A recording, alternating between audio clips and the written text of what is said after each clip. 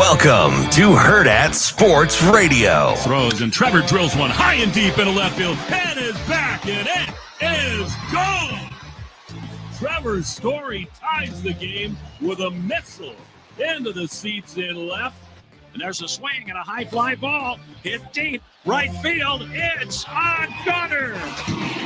Brendan Donovan with his 13th home run, 2-0 Cardinals. He swings, hits a line shot deep to left, way back and gone, a 3-run home run. Kike Hernandez and delivers. Swing and a rocket to right, base hit, they win.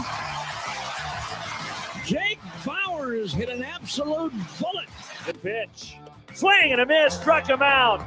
Blew a fastball by him. The Yankees have won the ball game. And with the win, the Yankees have guaranteed themselves a spot in playoff baseball here in 2024. I think that builds depth, and we don't do it just to be nice. That we do care about our players. We want them to play. We do it to build depth, and also, this is the Big Ten's tough. It's physical. It's hard. It's cold. It's turf. It's everything. It just takes a load on you. It takes a load on you, and so this allows us to maybe take some hits off some guys early in the year. But this will be a 4-quarter war. This will be a 60-minute football game. And, we'll have to count on our guys to go play. Good morning. Welcome in to Hurrdat Sports Radio, AM 590, ESPN Omaha, ESPN Tri-Cities. We're live on Twitter, Facebook, YouTube. That's DB. I'm Ravi, Lulla. What's going on, DB? Hello. How are you this morning? How are things? Oh, we're doing all right. Glad everybody parked like adults. That's probably my favorite thing. That's a good start for us. Yeah. It's not a given. You have a tendency to not be a very good parker. I want you to know that I'm on a hot streak, though. I'm on a hot streak. You've been on a heater. It's pretty good. Yesterday, Shane was extremely disappointing. Yeah. Not only was he in there diagonally, almost, he's about 4 feet short. To be clear, he's usually about 2 feet short, but he's at least straight. Today, you are officially adulting. Well, I got tired of you saying something about it. So I was like, you know what? Hey, you know what? We're just going to figure it out. Be better. That's what people tell me. I'm on a heater. No BCD, no blaming, complaining, or deflecting. Just own it. We had a really good pregame yesterday from our guest speaker. Mm-hmm. And apparently he was not very happy because the tenor and tone in which he delivered the pregame had me wanting to play. Yeah? Yeah, well, at least I walked out of this auditorium at the school and I was like, you know what? I'm pretty sure I'm going to own any mess I make because there'll be no complaining to anybody else. You know what I mean? It's just like one of those things in the moment. And that's kind of how I like to operate anyway. But yeah, man, it's I'm glad you're better. And you did own the fact that you're tremendously poor parker. Well, it's at least I've got a large car. Shane doesn't have an excuse. Yeah. Shane's got a little bitty blueberry of a car. Yeah, and he told me something yesterday that is funny because I asked you guys this question about 2 months ago. Yeah. Oh, come on, Shane. And you guys low-key made fun of me. I ate it. I took it. I moved on. Yeah. I said, how can you get so many seats across in a bus and they still fit in the same lane as a normal car, even though you can't get that many people in a car? Yeah. Okay, so guys had fun with that and didn't make fun of you that much. Well, I mean, I didn't feel good about the question. I thought it was a legit question, right? I understand. Like, how can you get to the seat question 8 in a bus or whatever? It's a better question than are crickets smarter than us. Yeah, by the way, nice TikTok. What an idoid. Like, I looked at that. I looked at that little stupid thing you sent me, and I was like, this dude's a grade A jerk. But anyway. I mean, it's better than the alternative, because the alternative was I bought one, snuck into your house, and put it somewhere. So why do they have those? I don't know. It was like a cricket plug-in, Shane. You, plug it into the wall. Yeah, it's just to prank people. And it makes a cricket noise. Yeah. It's just to prank people. So me and Boyce would be pissed at you, because he can't find the one in his 100%, garage. yeah. I'm surprised. I wonder if I wonder if Brenda's probably like, what are you doing? What's wrong with you? What are you doing out there? Listen, trying to find a cricket, okay? But so I asked the bus question, and I just laughed off the deal. But Shane said, do you know that car is the exact same length is his other little blue car? I did not know that. Does that seem right? Because Shane, that's a Cherokee. It's a Compass, correct? Yeah, it's a Jeep Compass. It's a Compass. The Compasses are pretty small. Would you think that it was the same length as his other little car? I wouldn't have said it was the same length. I wouldn't have thought it was. Shane, we got to figure out what's going on with the. It's awful loud. It's this. I think he said he's getting ready to talk to us. I know, but it's louder than normal. My mic? Yeah, my mic's blown. Good talk. I wouldn't have guessed they were the same length. I would have guessed they were close. Compasses are really small. Yeah, and I came clean yesterday. I told him, you know what I still can't do? What's that? Can't Park. Is that better? Yes, it's fine. I can't. I'm not as good of a parker going to the passenger side. Yeah, I'm better going one way versus the other for sure. It's crazy. Yeah, and I'm more. What's funny is I think I'm more comfortable going the way I'm worse at.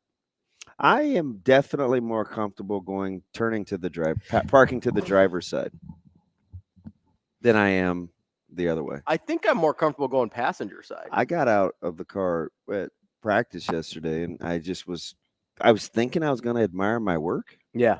Yeah, I got back in and fixed it. You're like, oh no, that's not good. Yeah. I think so if I like going to the right, so that's a passenger side. Yeah. I like going to the right. That's that's not me. But I don't think I'm better going to the right. Yeah. I think because I'm less comfortable going to the left, I have to like lock in and focus better. Yeah. And I end up being a better parker to the left. Parker. Like Peter? No, like Zickman, who they got a big game for Central City. How about my man throwing for like 470 and an L? They play 11-man or 8-man out there? It's 11. Oh, okay. We're cool then. Yeah, yeah, I'm going to need you to stop. I mean, at this point, I just kind of have to lean into it. No. 4, 6, 8, 12. We just have to come to the conclusion that people aren't very smart. See, that's not. Oh, sorry. Is that what got me in trouble? Yes, that's not what I said. That clearly context was missed, skewed. Yeah, or skipped. No, I don't know if it was skewed. If you don't see it at all, if you don't see the context at all, you're not skewing the context. You're ignoring it. Yeah, that's a little different. I mean, I agree that I don't think that's what you were saying. Although my coworker, my peer, my colleague, my ace, yeah, he did say he is 5 years removed from 8-man, so he wasn't offended, but he doesn't know how he would have taken it had he been an 8-man. But he did go back and listen, and he's really smart. Yeah, if you go back and listen, no one's offended. He he got it. Yeah, he got it. By the way, you missed my man Will Tiemann in Indianapolis, Shane. He was looking sharp because he's smart and went back and listened to context. That's what smart people do. Can you give me some context here? What's that? I want to read you something from my man Dennis. Denny? Yes, Dennis. Dennis has a question. Let's hear it. Don't be discouraged. No, I'm ready. I'm ready. I think Dennis genuinely wants to know. I'm ready for Denny. Dennis says, and by the way, he said he would call.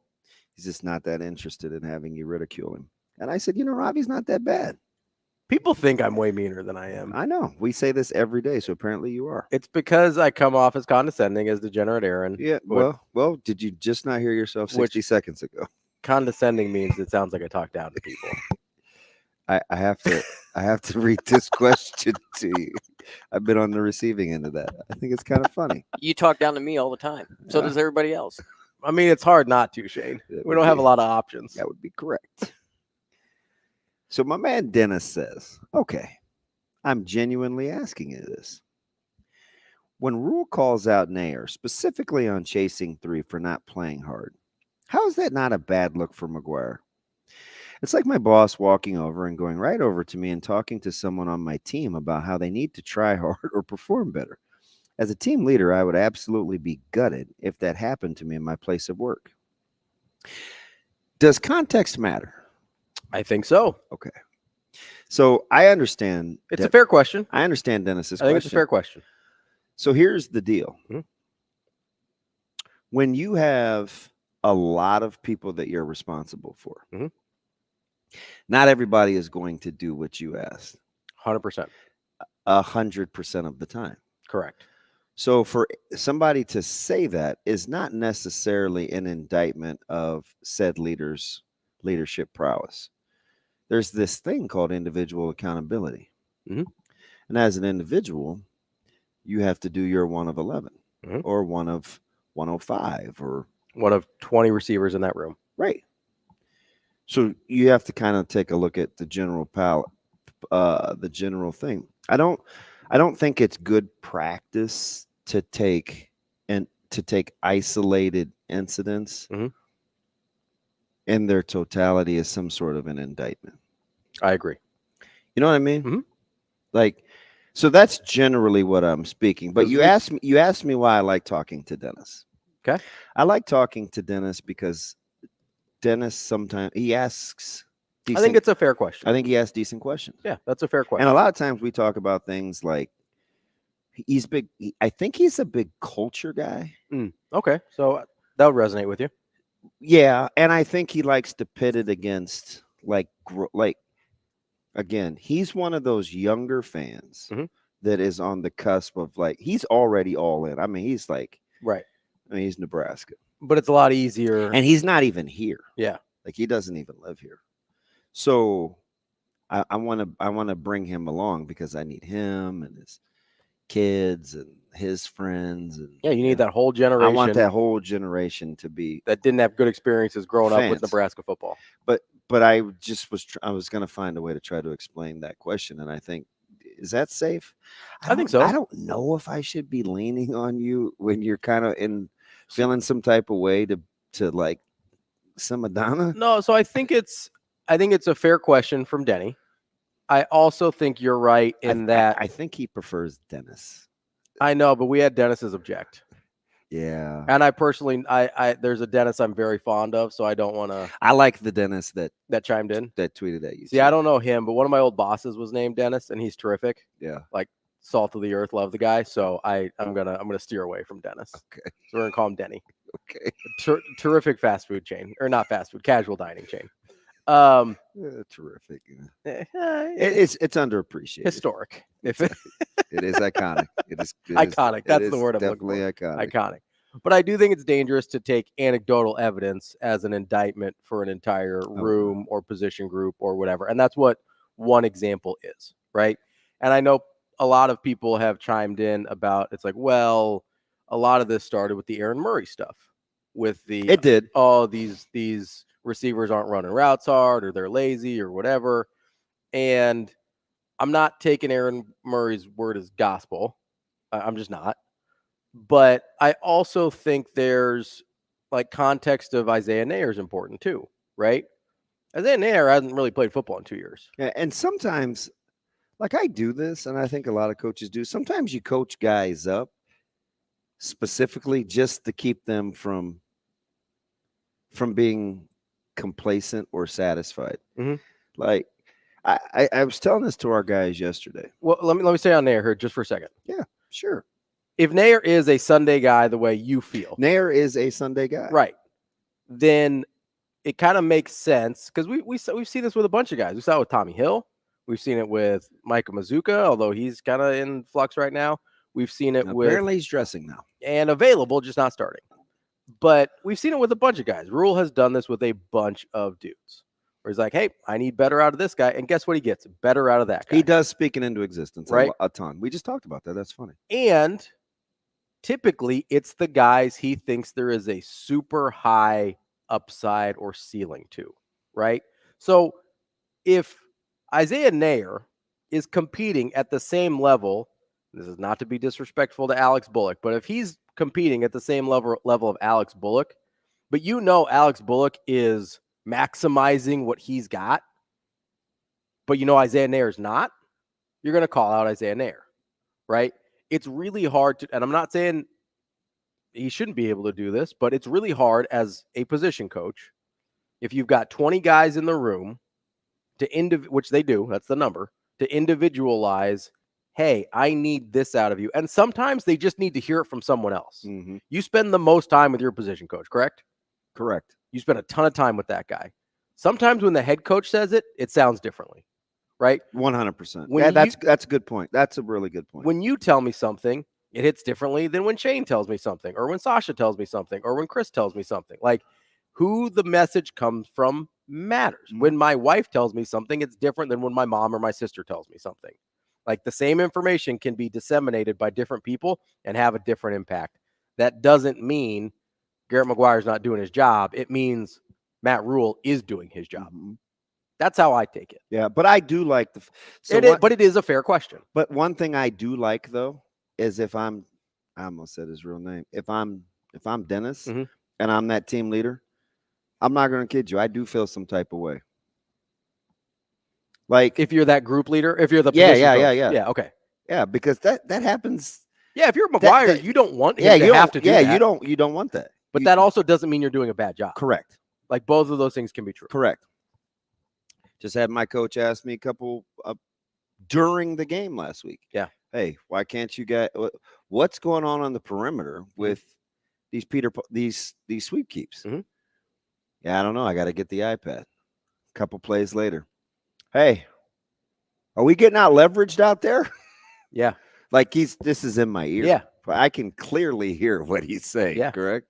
Right. So there's like you feel some type of way. Yeah. But I also know in my heart of hearts, okay, they're not coached to do that. This is not how we play this technique. Let me just figure out what's going on. So yeah, I take it.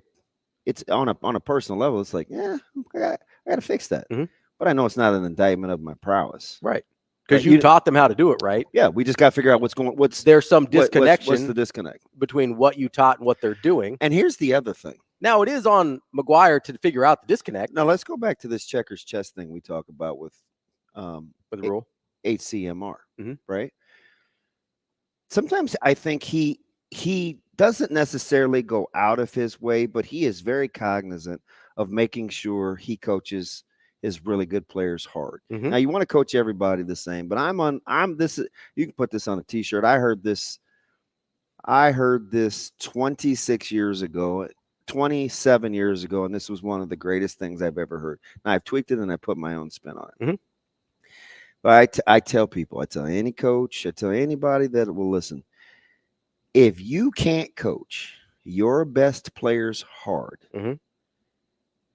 you better make sure that they aren't your best player. Yeah. Right? Like 100%. If you can't coach your best players hard, make sure that they're not your best player. Yeah. Because that can ruin the culture. Now, that's not to say that hard doesn't have range. Doesn't look different. Right? Right. But you because some people process information differently. And ask any coach, I don't care what the sport is. When you have to go around or circumvent kind of the culture or the delivery for a particular player just because he or she may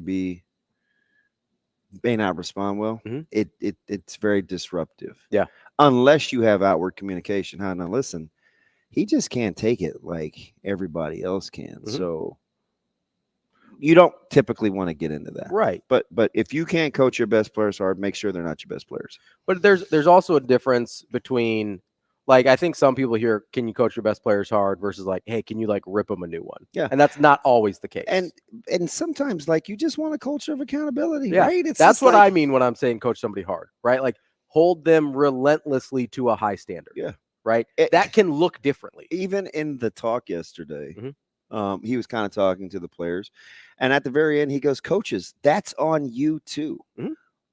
That's on you. So it's like, oh, he's talking to everybody. You know what I mean? Yeah. It's like, I'm not offended because he was right. Yeah. Right. That is on us too. So I think, because you're going to hear that a lot. And I think the only reason I started with him asking this question is because I think it's what permeates all the press conferences. And it was the catalyst for why he said, I'm not so sure I can be candid with you guys. Yeah. I should be as candid. Yeah. Because they understand the culture of accountability. We don't always. We don't. Yeah. So we don't really know what to do with it. Yeah. So his auto default was, well, it's not for them anyway. So maybe I'll just bypass Dial it back a little bit. You know what I mean? Yeah. But then he's probably like, you know what? I also don't think he actually meant that he's not going to be. No, I know. I think he was just letting us know, like, hey, you need to process things differently. Yeah. That was just shots fired. Yeah. Just zero question. To me, because that's why I like the question, because it all it's just how It's just how it goes. Yeah. It's all part of the, I guess, part of the messaging, right? It's all part of, because Figure it out. yeah, the messaging isn't. I go back to what he said in Chasing 3 about why you can't win. Mhm. See, we didn't know how to receive that. 100%. That was pretty candid, right? Yes, yeah. But it's the exact same thing we're talking about. Yes. It's just a different example. So I think the better we get the better we big picture this thing about a culture of accountability, Mhm. I think it'll be easier to digest these things without it coming across as this grand indictment. TG brought up a good point as well. He says if you create a healthy culture of accountability, neither Nair or McGuire is going to be offended by what Rule said. Exactly. McGuire can be good at developing his room and also be okay with Rule stepping in to reach a player in a different way. Exactly. 100% right. Like, that's exactly what we're talking about Is here. that your TG? Yeah, I think so.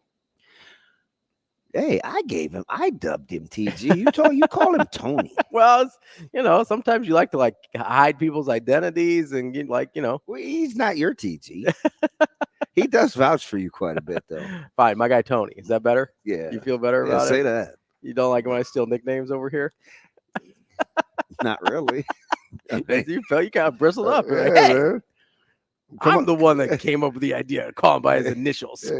Yeah, you know how creative that is. I mean, came up with a lot of thought process. You're like, what should I call this guy whose initials are TG? Hey, why did they call you KD? Because my first name starts with a K. My It's first Kevin. name is Kevin. My last name's Durant. That was an all-time classic. Why do they call you DB? And it's not Dean Dean Blandino. Blandino. It's funny, Ravi. It's just like, I like and we can get back to this because that's why I liked what he said to Rich Eisen about Bayer. Mhm. Right? Because he said the I versus we. The I versus we, right? Mhm. The more you use I, he's not mad at him for what he said. But he's like, you better back it up then. And it's just, you're just doing too much. And I think you have to be very, very, very careful with working with or being on teammates with being teammates with people that start with I, Mhm. right? Because when people set themselves apart from everybody else as though they're doing something different, Mhm. be careful with those people because over the long haul, everybody's worked with that person that's like, you'll have a team meeting. This is like Preston's talking about. You'll have a team meeting and somebody will talk. Denny. That's fine. Dennis. Yeah, Dennis. So it's like, if they're like, hey, you ever been in a room where everybody thinks they're not talking to you? They're talking about something and they're like, he's not talking to me. Oh, not talking to me. Talking to me. Be careful of those people that, well, I've done this and they're not talking about. Like, those people are selfish. Mm-hmm. Get those people out of there as soon as possible because over the long haul, it doesn't work with those people. Hurt the culture. It hurts the culture. Yeah. The set apart or the set aside. Oh, man, I've done this, man. He's talking about those guys. Should I do blah, blah? No, man. You mean like when Warren Sapp is sitting there while Deion's ripping everybody out and he's like, oh, I know he ain't talking about me. Yeah, right? Yeah. The run from those people. Coming up next, we'll set up the show and get to more Hurrdat Sports Radio, AM 590, ESPN Omaha, ESPN Tri-Cities. We will be back.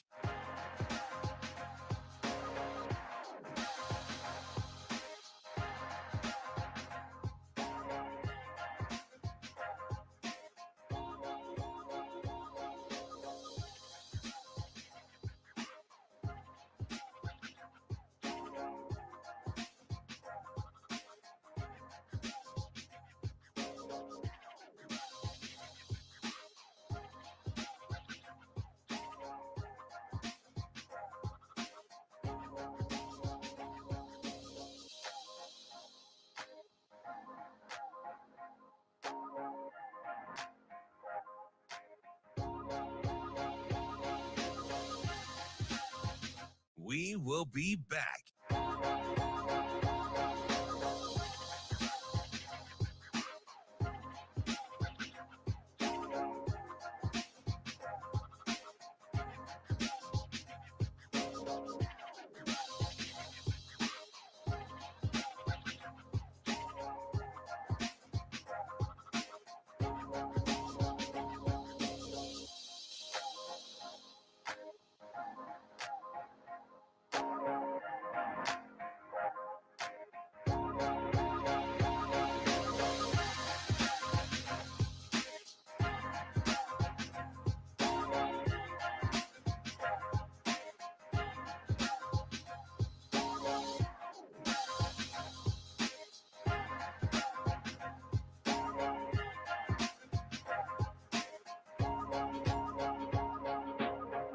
We will be back.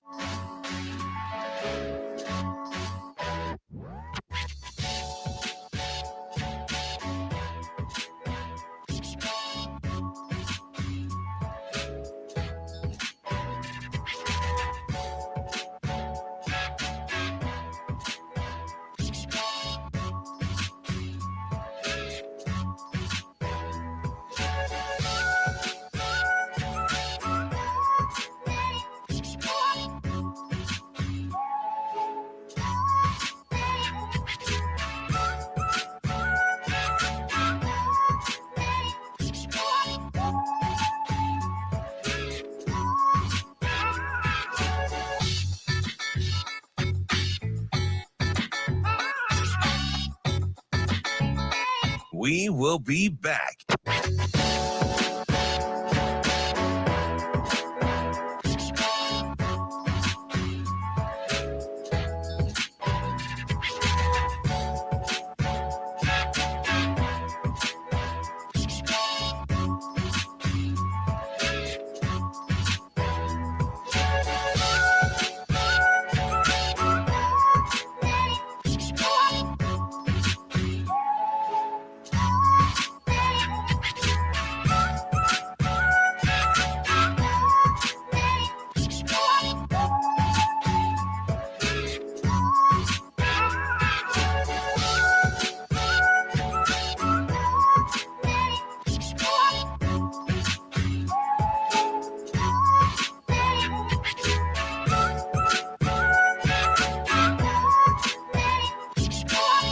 We will be back.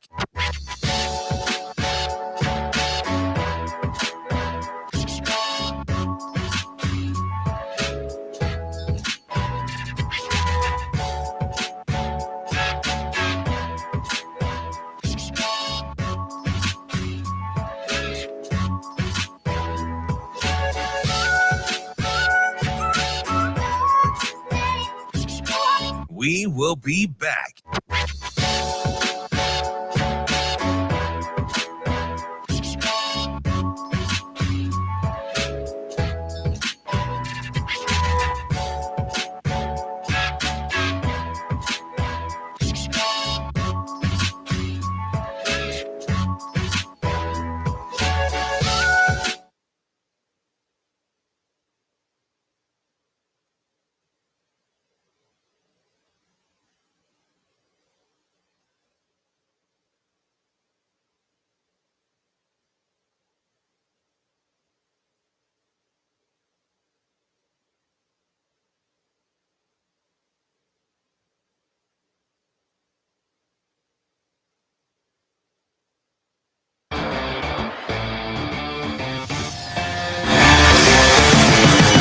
You're listening to Hurrdat Sports Radio. We talk a lot here about competitive stamina. You know, anyone can do hard things once. They can do them twice. It's can you do hard things consistently over and over and over again, and not just get through them, but attack them and almost like the grind, like the suffering, like the pain. And so that's what the Big Ten is. It's a grueling contest. The weather hasn't even started. It'll challenge you in every single way. And what we want our guys to do, this is a short week. This is a challenge, right? Playing an excellent team, that's a challenge. So but that's what you came to Nebraska for. You came to Nebraska to be challenged in this way, to play these types of games. And for a lot of our guys, it's their first big game like this. And I want them to not just get through it. I want them to attack it and do the best they can. Welcome back. Hurrdat Sports Radio, AM 590, ESPN Omaha, ESPN Tri-Cities. We're live on Twitter, Facebook, YouTube here at Hurrdat Sports Bar and Grill, where tomorrow you can join me and DB for our live breakfast, pre-gaming the Illinois-Nebraska matchup tomorrow night. Make sure you get to eventbrite.com, search Hurrdat Sports Radio to reserve your spot. Will be presented by Ep Foundation Repair. You excited? You get your sandwich tomorrow. I know you're excited. I am excited. So I'll probably. You're not going to eat it till after the game, though, are you? Yeah. Yeah, that's a long time. I know. It's exciting. But it's just. It held up, though, right? Yeah. Because you went like 9 hours last time, didn't you? Oh, yeah. Because it was a game day for like a West Side game day? Yeah. Yeah. I just get that thing home. I'm going to go get my ears lowered. quick change of shower and change again. Yeah. We're on air at So what time do you head out? 5. The show will start at 3. So you'll leave at Wait, it's 7, right? It's Yeah. 7 o'clock kick. because yeah. you're on 4 hours early. Yeah. So I'll leave by 1:15. Yeah. Yeah, it's not. Listen, it's not exciting. It's a long day. It's no big deal. And we play. So- we play tonight too. So that's. Yeah. So you'll be late tonight, Mhm. early tomorrow. So what's your? But guess what? Saturday's going to be like. Just gonna be camped out Yeah. watching games. He scared me yesterday at practice. He looked back over the trainer's shoulder and he's like, "Hey, John, we'll be going Sunday morning too." I looked over. I was like, "Wait, what? Can we get the weekend? I'm sorry. Come again? Everybody's working for the." No, I'll be curious to see how he sets the schedule because it will totally dictate my level of debauchery. So what's your schedule on game day like? So you go on 4 hours, but you're not on the whole 4 hours, right? Yeah. You are on the whole 4 hours? No. Okay. I was like, because you come out and talk to us. Yep, I'm done. You'd think I would know after 3 years. I don't either. And I listen most I of the time. think I'm done an hour and a half because Sharpie will come on with the half-hour pregame. Mhm. Then I go down and I do the hit with Jessica, and then I'm back upstairs for like 45 minutes. Mhm. So I'm just working backwards, Okay. and then the pregame starts a Half half hour hour. early. Okay. But I don't talk the first 6-7 minutes of the pregame. Yeah. That's It's like setting the That's stage. Sharpie's tone. Yeah, dude, his scene sets. Yeah. Filthy. Oh no, I've listened to a bunch of the broadcasts They- throughout the years. You know, low key, the thing. This has nothing to do with anything except you asked me about the pregame. Mhm. When he just randomly picks cities, Really? so he'll go from Ogallala to Ord, from Pierce Oh, to, yeah. like it's something different every week. Yeah. It's incredible. Does he pre-decide or he just picks them out of his? Out of So his head? it's not on it. It's not on. Like a sheet somewhere. Okay. No. So he could just be randomly picking Nebraska cities. It's just I just think it's whatever he feels like saying. Yeah. I You know, like that. From Benkelman to Bennington to it's I'm like kind of get chills. Do I have my body like Taylor Martinez? No, From but Wisner to Wahoo. yeah, it's pretty. Yeah, stuff like that.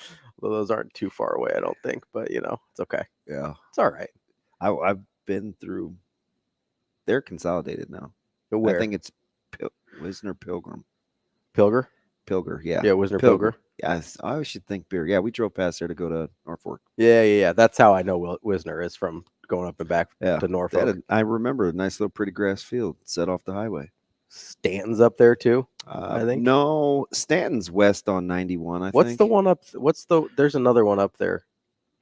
Well, there's several. No, there's a bunch on the way, but there's one that. So reminds yeah, I me of gotta Stanton bang for some I reason. bang the left to get to Stanton on the way to Norfolk. Yeah, and I yeah. take 91 west. Okay. And I was scared because there's no lights. It's crazy. Like no street lights, no stoplights. No, what's the big ones that are like along the? Yeah, like the street lights. Yeah, there aren't those, I like street lights. You can see where you're going better. bro. About 61 on the way home, about a month ago. I'm like, damn, it's dark. You gotta be careful out there because you go through those small towns. Like, Well, it's like 10, and I'm on the highway, and I'm thinking, why is it so dark? yeah, there's no lights, Yeah, not a single one. I'm 50. I should probably be able to handle that. Nah, But I don't like, when can you use your brights and when can you not? You can't use your brights when there's oncoming traffic, right? Yeah, and I try not to use them when I'm too close to somebody going the same way as me either. Yeah, Because I'm not trying to like put them in somebody's rearview mirror. Bro, life is a highway. There was no one out there. Yeah. So yeah, if there's no one out there, you're good to go. I was like, man, just get home. I try and be pretty cautious with the brights because I'm not trying to mess anybody else's life up. Yeah, You know, the more you know. It's like I'm occasionally considerate. Just trying to be like a functioning adult. Not a lot, but from time to time. Coming up on the show, Flaky Jake, I've been from Nebraska City to Omaha. Me too. I'm in A lot. Nebraska City today, Jake. a lot. You go to Nebraska City every week. Yeah, those are my people. We'll be So every week they have, not every week, but Yeah. a lot of weeks, they'll tape some guest attendee onto the chair, like their face. really. Oh yeah, I've seen Rule there. I've seen Coach Sanders. I've seen Jeremiah Searles there. Like it's the same table. Yeah. Oh yeah, this guy is an offensive line honk. Yeah. Oh, every question. O-line. Surprised he hasn't taped Verse to the chair yet. Nah, but he's funny though. He let his hair grow out. I accuse him of going through a midlife crisis. Yeah, it's a good group. Coming up on the show today, we got Dominic Casciato. He's the head coach of Union Omaha. Brian Edwards at 8:45, our Vegas insider. Got Michael Bruntz at 9, Miller North guy, and also a Husker 24/7 guy. Miller North guy's more important, though. And we'll wrap up the show with Robert Rosenthal from Illini Board to give us a preview of Illinois. How excited are you for? Because if we go in order, we'll talk to Coach Martin tomorrow. Mhm. Because you did not hear from Coach Wisdom, Shane. That is correct. I hope we get a chance to talk to Coach. I hope it's not a Miller Southwest side. We're thing. trying. We like the guy. I don't want people to think that we're not trying, because we tried to get him the week that they went to Arizona, And he was traveling. so that's totally cool. But it's not. We're not ignoring. We are trying. Just got to get schedules to work out. I'm glad you said we, because sometimes you get teammates that like to isolate themselves. Coach Martin will be on tomorrow. I hate those guys. Coach Martin. Yep. All right, we like Coach Martin. Yeah, he'll be good. That was a quick response, Coach Martin. Good work. Good on you. Yeah, It's like he likes you or something. I don't even know if my own coach didn't know it was our show. I don't know if Coach Martin does either. Maji was like, I didn't even know I was talking to you until I heard your voice. That's like the most Lamaji thing ever. Ever. I don't know him very well, but that just seems super on brand. Super dialed. Super dialed. I think people assume that I know him because I know you, Yeah. and I've interacted with him like twice. Yeah, and I'm pretty sure he doesn't know who I am. Yeah, not been in the greatest of spirits this week. I'll leave it right there. It's just that's all right though. That's all right. I mean, it's just. I mean, look at the front page of the scouting report. Yeah, you got to get it. You got to get it. Yeah, it's kind of weird, but that's all right though. We vibe. It's a big one. We need this one. Yeah. Are you excited for Miller North, Miller South? Because and maybe I don't know how the rankings will go because we do go in order. So maybe Burrell will be next. Coach Burrell could be next because they are next in the rankings. And if it's a close loss or something like that, they may not move in the rankings because the coaches vote. They might win. We don't know. Let's go get a W. Are you optimistic? Not super, if I'm being honest, but you never know. You got to play the game. Wow. I do think weather's gonna be an issue, which could help them out. They're playing Friday, so they should be okay. I was looking at no. Wait a minute. The weather is bad tomorrow night. I don't think so anymore. I think it's cleared up. Are you sure? No. I heard it was supposed to be 91. I know there's this supposed thing to be called warm. I'm waiting for Daniel to say, well, you can Google. What is the weather forecast for tomorrow? The last I checked, it's like 88, but I think the weather cleared out. So Bielema, he spoke it into existence. I don't know what Bielema's doing. Yeah, not exactly. Complaining about sports writers and whatever. Is his coaching prowess under, over, or about right appreciated? I think it's underrated. You think his coaching prowess is underrated? I do. I think he's a good coach. I do. I think his time at Arkansas is a blip. Viewed well. I think he was actually better than people remember. We can talk about this when we get back. Like I'll go through his kind of tenure. He's better than people remember at Arkansas. It wasn't great, but people act like it was an abomination, and it really wasn't. That's a funny word. I have my moments. Cody, hang on the line here. We'll get to you coming up next. We will bypass the rain, it looks like. We've got more Hurrdat Sports Radio, AM 590, ESPN Omaha, ESPN Tri-Cities.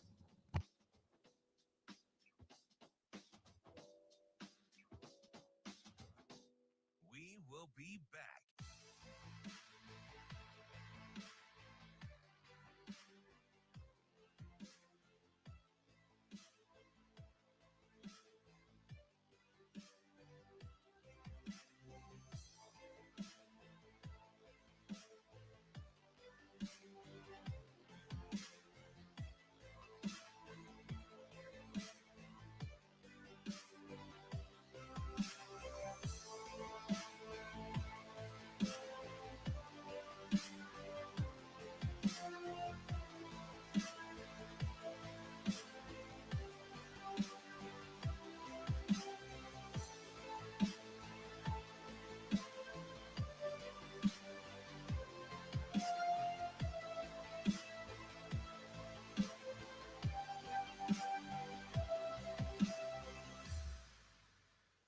We will be back.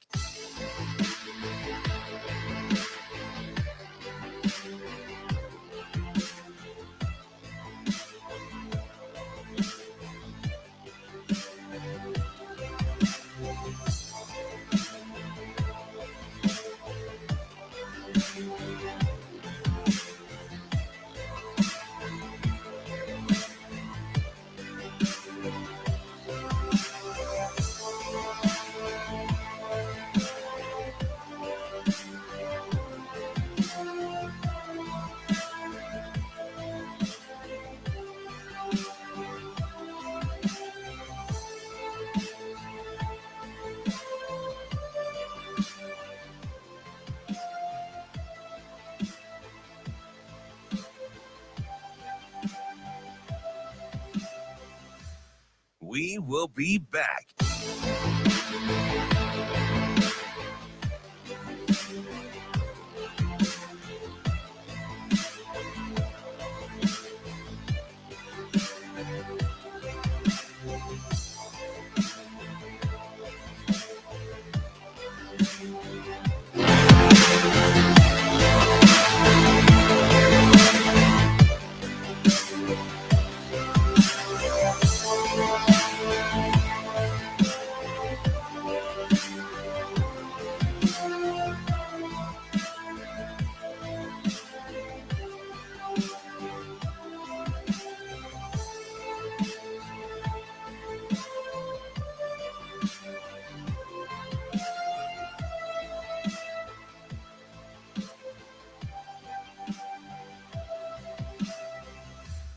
We will be back.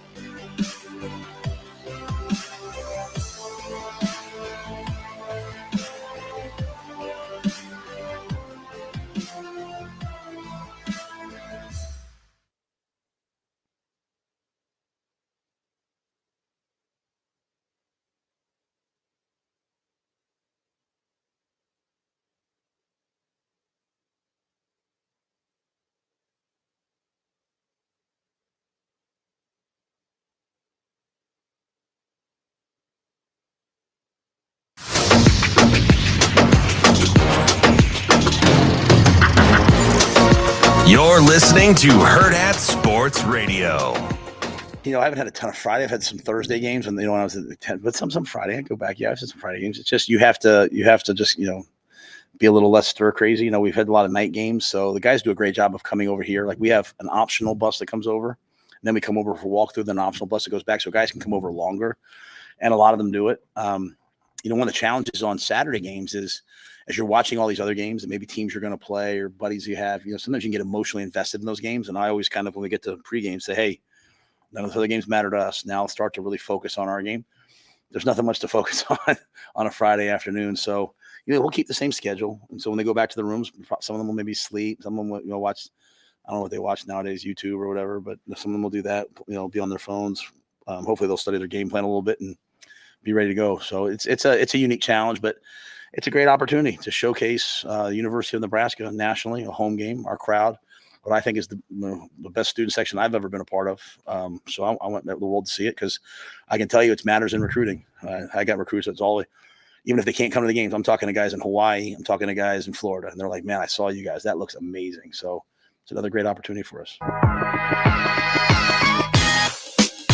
Wrapping up hour number one here on Hurrdat Sports Radio, AM 590, ESPN Omaha, ESPN Tri-Cities. If you're driving to work right now, make sure hands on the wheel, eyes and focus straight ahead. The driver has one job to drive. This message from the NDOT Highway Safety Office. That's DB. I'm Ravi Lulla. What's up? Always be thinking. ABT, Coach Rule. Always. Who was that? Who was that message for? Always be thinking? It wasn't for his players. Nah. That might have student been. section, the fans. That might have been for Hey, us. Keep this thing lit. Can I do a little exercise here? Yeah, hang on. Yeah. And speaking of lit. Okay. Okay. Okay.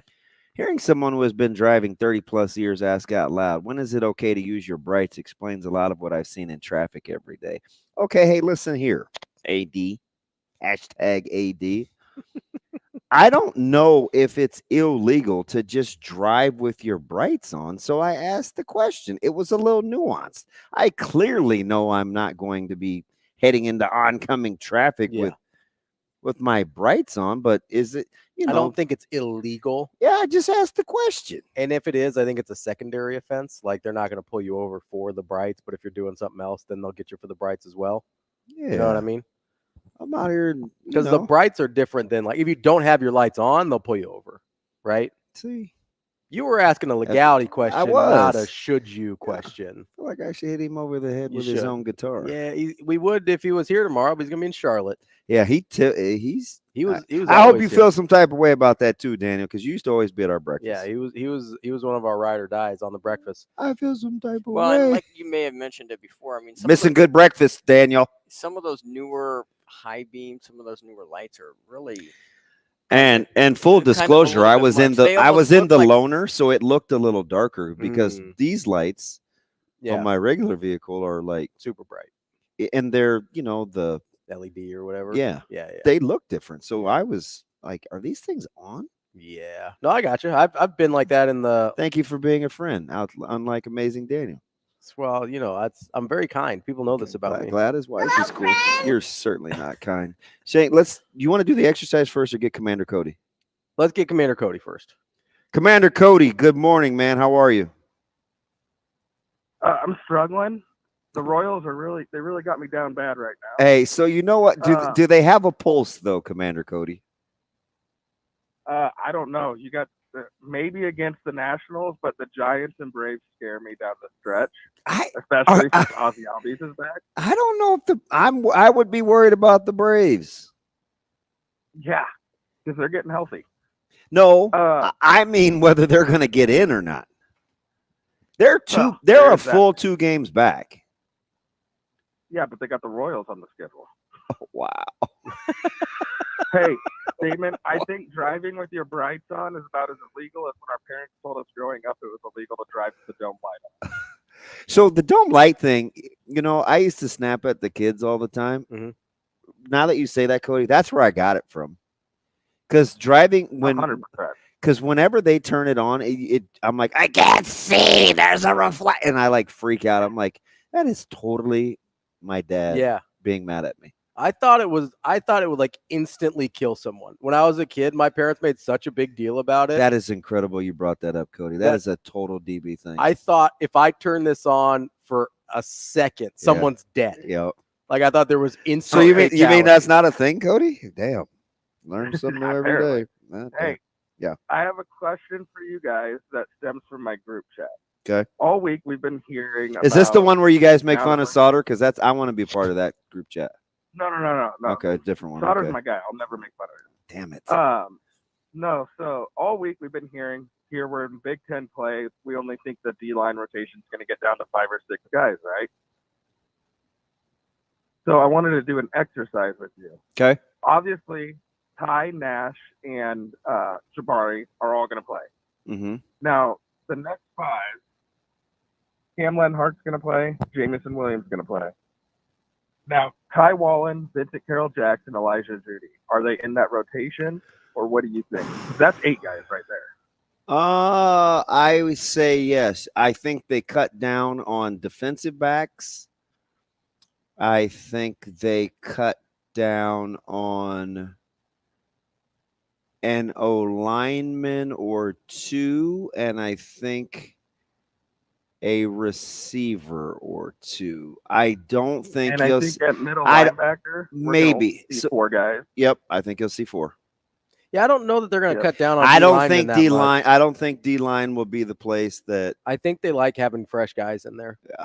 Now you may see more snaps out of the. Although the Judy Wallen, Vincent Carroll Jackson thing is interesting. May not see as much because I would imagine Wallen and Judy. I don't know about VC. It's just Vincent. Wait, it's just Vincent Carroll now. Yeah. But I don't know.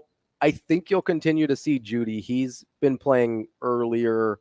That's a fantastic question, Cody. But I do think. But here's the other thing you got to remember about this, Cody, is we talked about this yesterday. If Rule's going to redshirt Riley Van Poppel, then it's possible some of these other guys are also only going to play 4 games. And so you might be rotating guys in based on a 4-game basis, not necessarily on a per-game basis. Yeah, he did talk about his roster management. You know? It's almost like we spoke it into existence. I think you might listen. And then That's incredible. my last question is for Damon and Shane. Oh, boy. Is Jay Clemens still alive? I miss hearing his stories. Yeah, so I follow him on Twitter. He is Right. he's alive and It's kicking. more so the stories about his roommate. Or his like You guys love should bring him interests, or we'll get Jay Yeah. on just to talk about something. I appreciate That Coco. and Go ahead. some fantasy football talk would be great. Hey, So, remember wouldn't him? mind Remember him? He What used was to talk his about his ex-wife all the time, right? and his friend? Was it Drunk Dan? Oh, yeah. Was it Oh, yeah. Drunk Dan? Was it that. Drunk Dan, Yeah, his roommate. Those were some great stories. Drunk Dan finally got married. Though. You guys have a good day. Good luck. All right, Appreciate the buddy. call, Thank Cody. you. Yeah. Is this an exercise in futility, or is this an exercise? No, we were talking about Brett Bielema and how you've done some research. I think that his time at Arkansas is misremembered, especially within the context of what Arkansas football is. Degenerate Aaron would like to know who calls himself amazing. He's listened to us for 15 years. How does Degenerate Aaron not know that Daniel is a weirdo like that? I mean, you know. So I'm going to give you 3 different, because Bielema was at Arkansas for 5 years. Speaking of nicknames, it's my dude. At least that's better than, you know what? I'm going to call you KD. AA Ron. All right, go. I'm going to give you. What does KD mean? Good talk, Shane. We're going to do this thing again. We're going to keep this thing rolling. I'm going to give you 3 different 5-year stretches. Okay. You tell me if you can figure out which one's Brett Bielema. Okay. Okay. This is in Arkansas football. I think the context of Arkansas matters when you're talking about Brett Bielema. Okay. Okay. 7-5, 9-5, 9-4, 5-6, 4-7. That's 1 5-year stretch. Okay. Next one. 3-9, 7-6, 8-5, 7-6, 4-8. The last one. 2-10, 3-7, 9-4, 7-6, 4-8. Which cluster is Bielema? Oh, the middle one. That's correct. Let's go. Do you know who the first one was?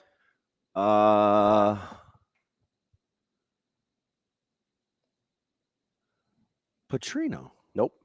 Who? Petrino's the outlier here. Houston Nutt, Okay. who we thought was pretty good. Oh, he had some classic pressers. We thought Houston Nutt was pretty good. Yep. Left Arkansas for the Ole Miss job. Yep. Didn't get fired. Everybody's pretty happy with Houston Nutt at Arkansas. Nebraska tried to steal him at one point. So it was Houston Nutt, Brett Bielema, and Sam Pittman. The only outlier in the list is really Bobby Petrino, who had multiple 10-win seasons. No one else had that level of success. In fact, outside of one Houston Nutt 10-win season, you have to go back to 1989 to get a 10-win Southwestern season Conference for Arkansas. Mm. So in the context of who Arkansas is, not who they think they are, who they are, Brett Bielema was not bad. He had 3 winning seasons, 3 bowl games. Bad one on the front end, bad one on the back end. I'm not even saying he shouldn't have been fired, but you can't look at his time there and be like, he was terrible, because he wasn't. It's interesting. In the context of Arkansas football, he was about what Arkansas football is. I like that. That's good perspective. Like, it's kind of like the Matt Campbell thing for me. It's rare for you, but I mean, I have my moments. But the context of who your program is matters when measuring success, right? Yes. Brett Bielema is better than we think. I think he's underrated as a coach. Wow. Should I change my score prediction? No. I kind of feel like when I asked the question, I feel like he's a good coach. I don't know if we say that he's a good coach. That's why I say he's underappreciated. He's good at what he does. A lot of his stuff, and he was really good at Wisconsin, but a lot of that gets poo-pooed because he's like, oh, he took over a good program. Or he got Russell Wilson. I mean, that's the low-hanging fruit. Well, you know what he had to do? He had to go get Russell Wilson.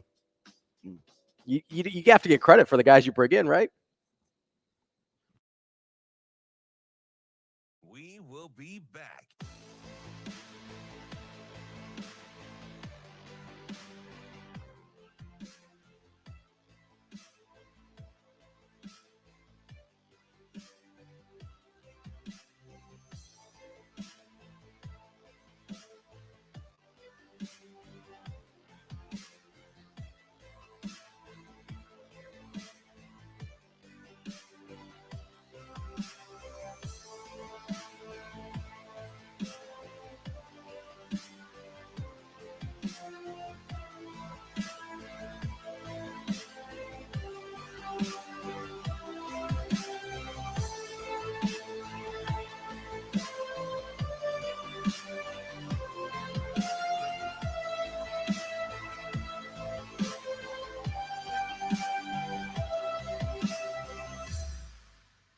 We will be back.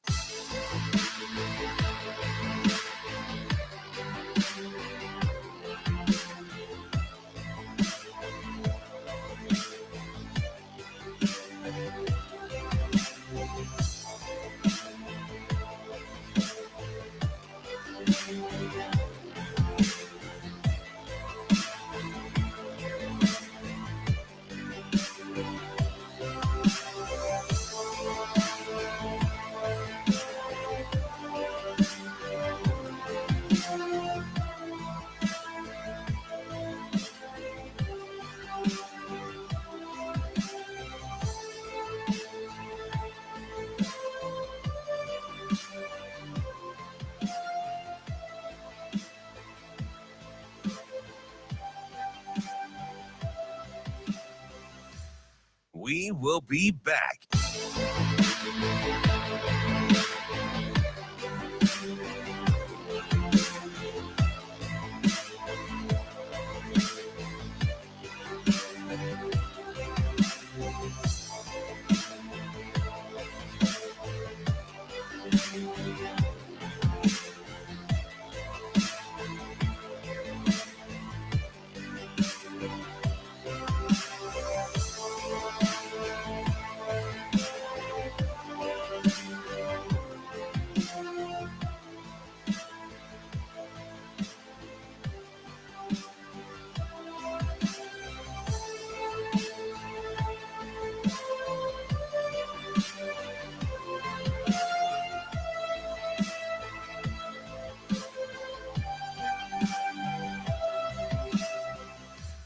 We will be back.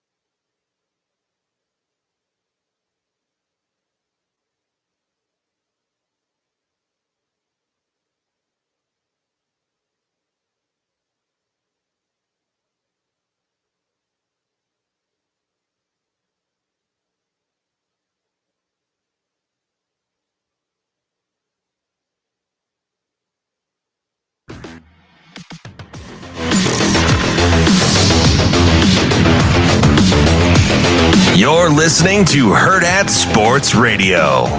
Yeah, we'll see. We'll find out Friday night. I mean, we've followed the plan, so now there's a lot to be done really between now and the game. At the end of the day, tomorrow has to be a great work day. Friday has to be a great work day, and we'll get to the game. And one thing we try to teach the players is you prepare through the event. It's an old Al Golden saying that when I used to work for him, people say the hay's in the barn. We don't believe that. As you get in the game, you see how they're playing, you try to adjust. So, we have a lot of work to do, but so far the guys have worked hard. We'll see we'll see. Try to keep picking up steam heading into the game on Friday night. Kicking off hour number 2, that's DB. I'm Ravi Lulla here on Hurrdat Sports Radio, AM 590, ESPN Omaha, ESPN Tri-Cities. We're live on Twitter, Facebook, YouTube, and we're brought to you by our friends over at Game Day Men's Health. And I want to tell you about one of the new premier men's health clinics in Omaha. And one of the things they specialize in is testosterone replacement therapy. I know everybody likes TRT. That's right. It's a little shorthand there. I like that. Well, my man John gave me that. I know a lot of people want to do the telehealth thing and do all that, but each guy is different, and going to a clinic like Game Day Men's Health allows them to tailor and specialize the treatment for you specifically. It's not this cookie cutter plan, and they can take care of you at Game Day Men's Health. Also, don't forget, they care about more than just your testosterone. They care about your entire health as a guy. And that includes prostate. It's Prostate Awareness Month here in September. You can get a free PSA screening along with that free testosterone check through the month of September. Make sure you get to GameDayMen'sHealth.com/Southwest-Omaha to schedule an appointment, get in there, and get your health checked out. That's Game Day Men's Health. And I got a great name.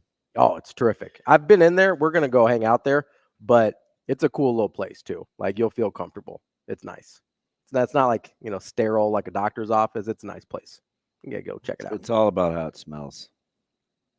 I don't remember. You're bigger on smells than I am. Yes, I am. You're a big smells guy. Yeah. It didn't smell bad. I know that. I just want you to know, contrary to popular belief, it's the olfactory nerves that kick off the mood, not your sight. Yeah. This smells delicious. I will say there's been a couple hotels that I've been to that smell incredible. Yeah. And I'm like, I really like those hotels because of that. It would be better than if it looked nice and it smelled like poop. That's true. You don't want it to smell like poop. I don't mean literally. I'm just saying. Oh, okay. Well, I mean, literally, you don't want it to smell like poop either. I'm going to need you to grow up. All right? I mean, that's going to be hard for me. You know what I'm like. John asked where Commander Cody's from. Commander Cody's from Omaha. Omaha? Right down the street. What street? Big Commander Cody guy. So the real... Is that Wrestling Cody? Is that the same guy? Yeah. Okay. Yeah. I know who that is. So the real Denny, not the made up Dennis. Okay. Well, he's not made up. It's just that's his. Yeah, he's a real person, but it's a different name. It's not like an AI person. Yeah. So my real Denny, DP, says Kansas got pressure and they aren't in you. Illinois cannot out game plan in you. They will be ready. Would not surprise me if it was 42-10. Ryle slipped and told us that they're going to be looking downfield in the Monday presser. His real prediction, though, is 30-17. Ooh. So I was talking with TK yesterday, and you could tell he's going to make a good courtroom attorney because he basically was haggling over half a point. Yeah. But he did give me some good data. He's like, hey, FanDuel is giving you such and such for Illinois' team total. Mm-hmm. And I was like, I said, that sounds about right. That's going to be right around my prediction. Mm-hmm. And it was 1 point different than the number he told me. Mm.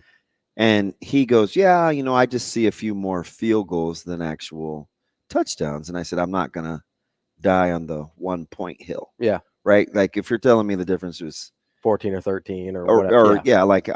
That's cool. It's a prediction, but it appears that the number he gave me from FanDuel for their team total is about what I think. And it's a smidge plus money, which means they think it's more apt to happen than not. Yeah. Little bit of plus money. A little bit of plus money? Yeah. Let's get to the Hurrdat hotline. My guy, Evan, on the line. Evan, what's up, buddy? Now, this is inside information. We got to listen to this. That's true. He's live from Champaign. What's up, bud?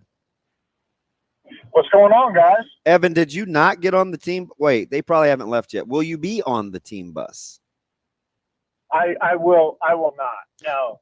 Well, can't you play the role of team chaplain and maybe do the service tonight? Or his buddy's actually the team chaplain. They already got that guy. Yeah. Yeah. You don't want to take your friend's job. I get it. You seem like a good guy, Evan. No. That'd be rough. You know what I am? DB, we need to talk about this more because I am the Illinois wrestling team chaplain. Let's go wrestling. big wrestling guy. So we need to talk more wrestling. Come on. So today, Evan, you'll be glad to know I am wearing a Nebraska Omaha wrestling sweatshirt as we speak. I am all in on wrestling. But so what's going on with these tackles, Evan? Can we speed rush these guys, or are they like Orlando Pace reincarnated? Well, I can tell you right now, they're not Orlando Pace reincarnated. Okay, that's good. That's not, good. That's not their level. Not their level. Ravi and I were talking about this the other day. It's been so interesting watching this offensive line because it really feels like if you go straight up, like if you're just like everyone go, they seem to do okay. But the second you start throwing stunts in, yeah, because they're huge. It's just like it's like they've never sometimes watched film on what a stunt actually is and what to do. So I don't know. That's probably not the best thing for an offensive line, but it's just like the tackles are good. Okay. Right now, the center and the guards. So are you talking about Krutz? Because he's the smallest of the bunch, but man, he comes from good stock. Yeah, he's mean. His dad was mean. Dude, his dad had the craziest eyes in football. Listen, his dad arguably might have been one of the toughest. If it wasn't for guys like Greg, like Krutz was a nightmare. Yeah, you didn't mess. And so he's the center. His son's the center, and his other son is our linebacker. He's one of the middle linebackers. So and they look completely different, which is wild. But they're both just the meanest dudes on the team. Yeah. I probably so here's the thing: if they in pass protection, they seem to do fine. They struggled to get push on the run game. So you guys are kind of been running back by committee. Who needs to get it going? For you got a scat guy, you got your fat guy, but it's not really fat like with Caden. Who needs to? I don't mean like that was PHAT, like the big guy. Who needs to get it going for the ground game? Well, I think it's been running back by committee because they haven't needed to do anything else. They've been trying to keep guys healthy because we've struggled, especially last year. That running back room went through so many injuries. And so when you're looking at, playing against Eastern Illinois or playing against Central Michigan, Kansas is a little different, but it's like we didn't have to run Caden Fagan 30 times. He's the guy. That's what I think. He's 6'4", 6'5", 250. He's got speed. He always falls forward. I think there was a stat last year. He had like three runs that didn't make it past the line of scrimmage all season. Like he's a giant human. Yeah. That I think they've been trying to keep healthy. And now that we're entering Big Ten play, I think you're going to see a lot more of him. So, Evan, you said you're a little – oh, go ahead.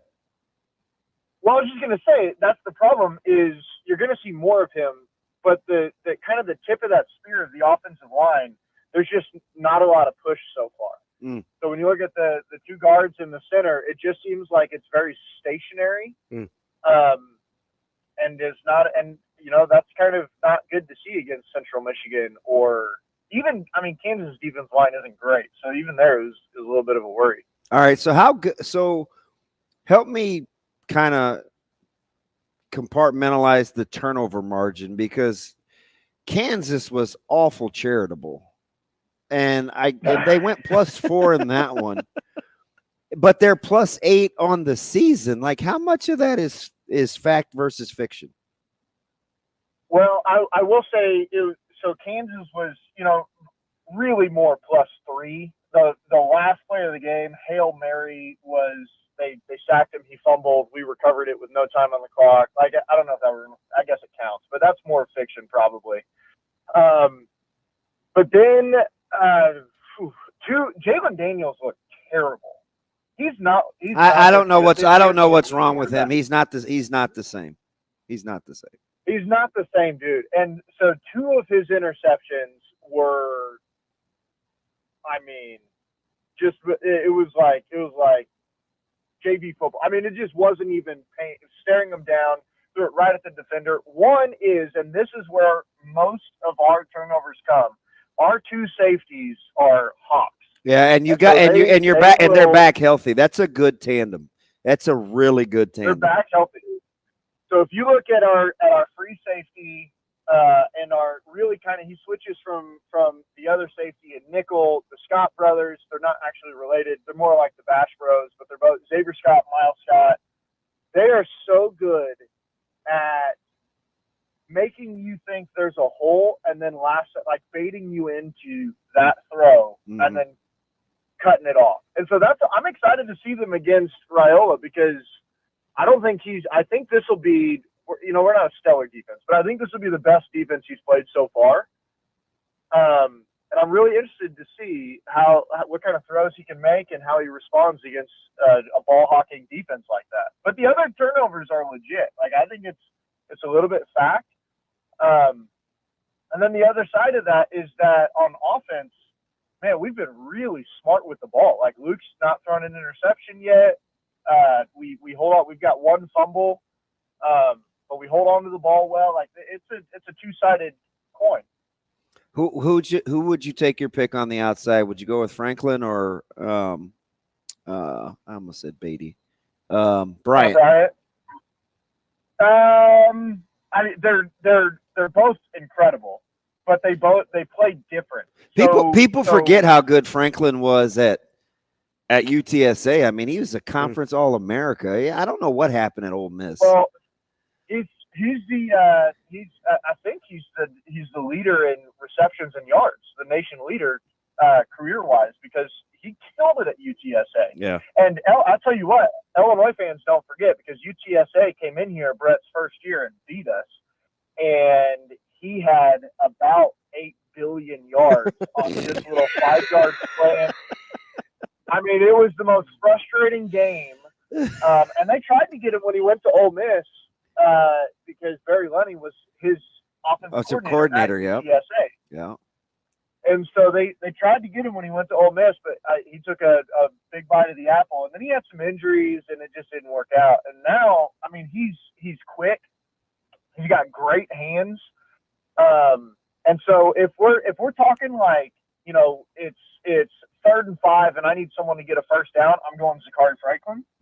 If it's 1st and 10 play action, we're going for the big play, I'm going Pat Bryant. Because that dude, if he gets his hands on it, down the sideline, like he's coming down with it. He's so good with his feet on the sideline. His body, it's his body control. He is incredible. It's so good. Yeah. All right, Evan. I'm changing my prediction. Illinois 78, Nebraska 7. Evan, what's something you've seen that Illinois is going to struggle with Nebraska? I think it all comes back to that run game. Okay, I looked this up last night. I was like, okay, I'm really interested in this. So, hot take maybe. I know most people there are not. I was a big Scott Frost fan. I love Scott Frost at Nebraska as an Illinois fan. Wow. And so, wow. I wanted the extension. I was cool with throwing our last game just so he could, stay there. But incredible. So in 4 years, Scott Frost, Illinois went 3-1 against Scott Frost. And in those 4 games, we had 190 rushes for 1,024 yards. So we averaged 256 yards rushing a game, 5.5 yards a carry against Scott Frost. Last year, Matt Rule's first year, do you remember the rushing stats that we had? It was, well, if you don't count quarterback sacks, it was less than 20, right? It was 19 rushes for 21 yards. Man, DB is on one today. Let's go. DB, you might be the smartest person I've ever talked. Evan, I love the pastor in you. You're very encouraging. God has blessed you with the gift of exhortation. So I think, all right, I'm changing my prediction. 78-21 now. Okay, good. I think that's it. It's can Illinois figure out how to run the ball? And if they can't, I mean, it's not going to be a fun night because, like you said, I think Nebraska's defensive line will tee off. If it's obvious passing situations, it's going to look like Caleb Williams back there, and it's just not going to be a lot of fun. Wow. Why you got to do that to the Bears fans in your life, Evan? Listen, hey, well, I'm a Bears fan. That's what I'm saying. It looks like they've never watched film. All right, our resident correspondent in Champagney, Buddy, Mr. Evan. I appreciate it, Evan. It's good to hear from you. We'll talk later, all right? Hey, last thing. How overrated is Bo Jackson? All right, see you guys. He was doing so good. He just lights the match and walks away. That's pretty good scouting report, though, because I'm in. He knows his stuff. I'm in complete agreement. You know my favorite thing about that? What?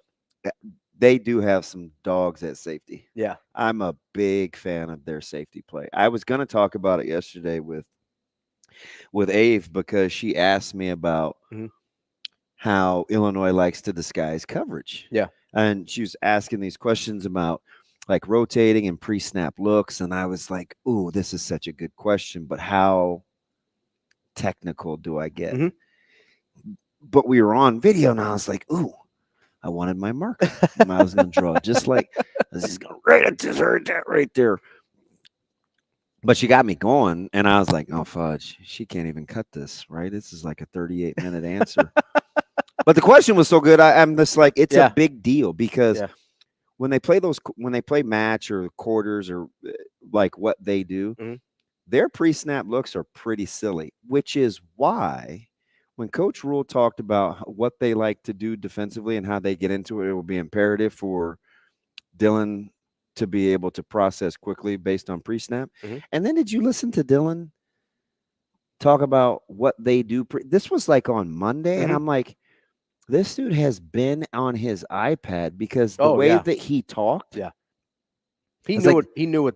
I was like, this is incredible because this is the whole key to what Illinois does.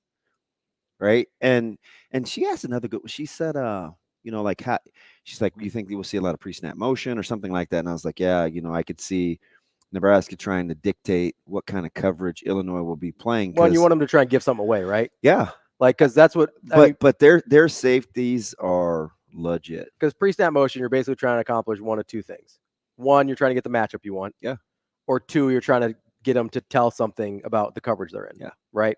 I mean, there might be other reasons, but those are the two I'm aware of, at least. I'm just thinking to myself, that's a good call. Yeah. That offensive line is massive.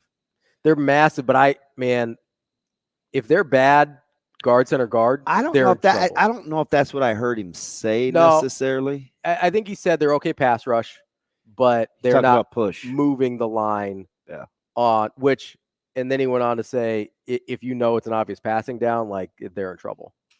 So I do think we might have a big ass Ty Robinson game. That's why I like kind of the Kai. I was very reluctant to say Judy and Wallen wouldn't dress. I don't know so much about Carroll. I assume he'll dress, but yeah, I mean they will come at Illinois in waves with this D line. Yeah, especially pass rushing. Yeah, I think Judy will be there. Kind of like Nebraska volleyball last night. Man, I know we haven't gotten to that yet, but that was.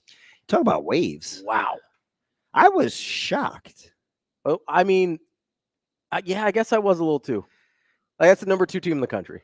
Yeah, who looked fantastic all season. Yeah, it's kind of funny because I feel like we get a little desensitized to it sometimes with Nebraska volleyball. Dude, he waved the white flag.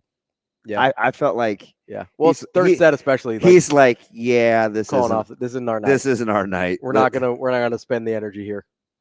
Yeah, it was wild. It was a butt whooping. Just the wave made me think of that. Man, it was crazy. Dude, how about? So, do you see like when they pan the crowd? The crowd? Yeah. But that's pretty snug in there. Oh yeah. I told you about those times. Sometimes you have to like go hide in like the rafters, or even if you're like way up along the. There's no way that's even. I mean, no fire code marshals or anything, but dude, it is mob deep in there, especially up there along the. Well, yeah, and I've like stood, and room, right? I've It's been in there, and only. it's like, yeah, I hope nothing happens. I don't think I've ever been in there when it's been that full for a standing room only, but it looks jam packed in there. Got some sardines going on. How about have you changed your fave, or weren't you a Cho Boy fan? I mean, I like Merritt Beeson a lot, but she's getting it going. I'll be honest, the Harper Murray stuff got to me. Oh, so you're Team Harper? Yeah, like I want her to succeed. I want to see her be successful. Like I really appreciate. I mean, we talked about this with Jordan Larson a little bit too. I really appreciate people that are willing to put their mental health out there for everybody to see, and not to be sympathetic or whatever, but just to be like, hey, this is the thing I'm going through. I know other people go through this too. I want to talk about it so people know they're not alone. Yeah, if I have like an emotional fave, it would probably be Harp. Mm-hmm. I just want to see her do well. I'm a big Krause fan just because of her perseverance. Yeah. And she's getting it going. Beeson just looks so intense. Like she's got like the intense eyes. She does come across like that. And I like that. I like the focus. Cho Boy would be how I would play. Yeah. Hard not to love. She's a menace. Hard not to love Lexi. I don't know, man. I'm a big Bergen Riley guy. Yeah. She does it all. I mean, people love Andy Jackson. She's got the cool nickname too. You know, it's Stonewall. Like that's a cool nickname, especially in volleyball. That's what did somebody dub her in our comment? Did somebody say Old Hickory? Maybe. I don't know. I think it was Crazy Travis S. That makes sense. Old Hickory, but I mean, it's hard not to like appreciate just the full, I guess, effort of Lexi Rodriguez. Like the stuff that she gets to, is otherworldly. I'm just like, what are you even doing? You don't need it. Like she's diving into the third row, and it's like you're up by like 8 right now. Just chill. Yeah, I want to give Putney a hard time. I thought, oh, I'm not going to say anything about the broadcast or football, but yeah, I'm like, I always want to text him. Sometimes I do it during baseball because it's a little slower. Got a little more downtime. Dude's pretty funny. Do him and Benny Mac do those together, or they alternate? For baseball. This was television.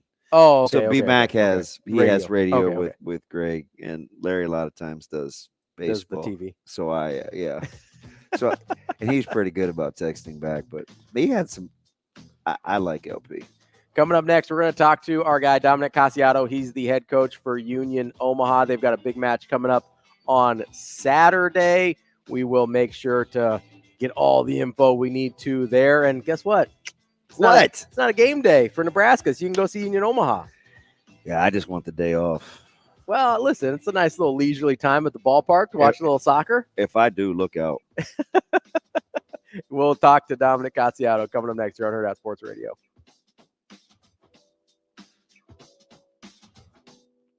We will be back.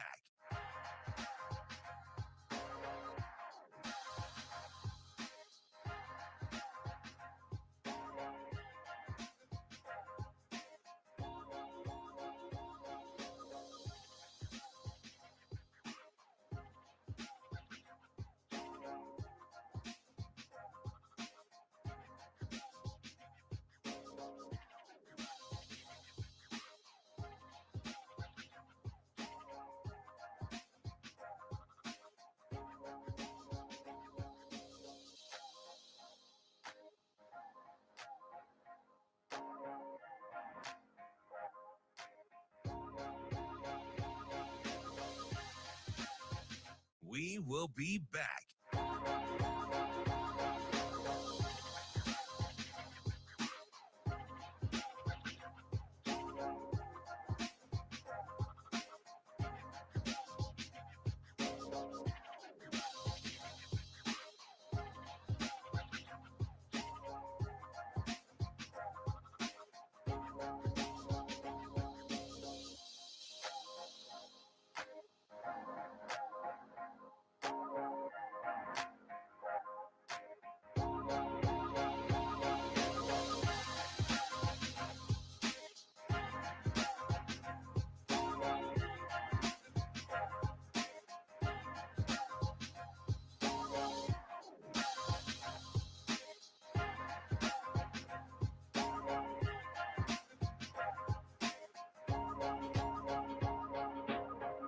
We will be back.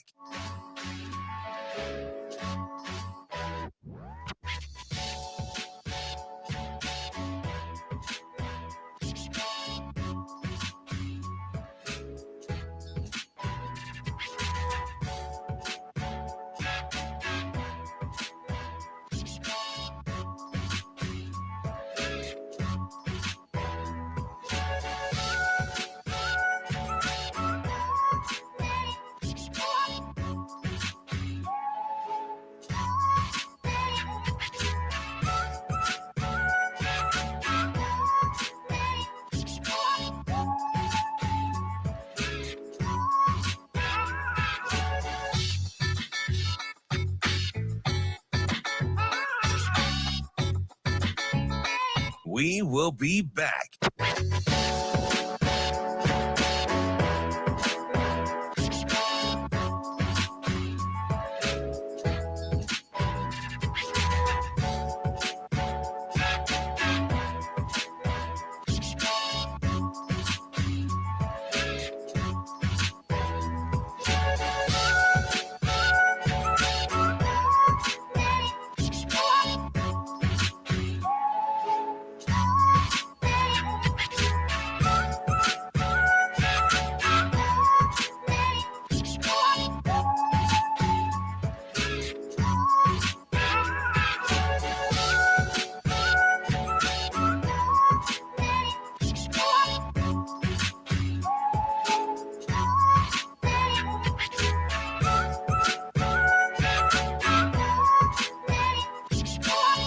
We will be back.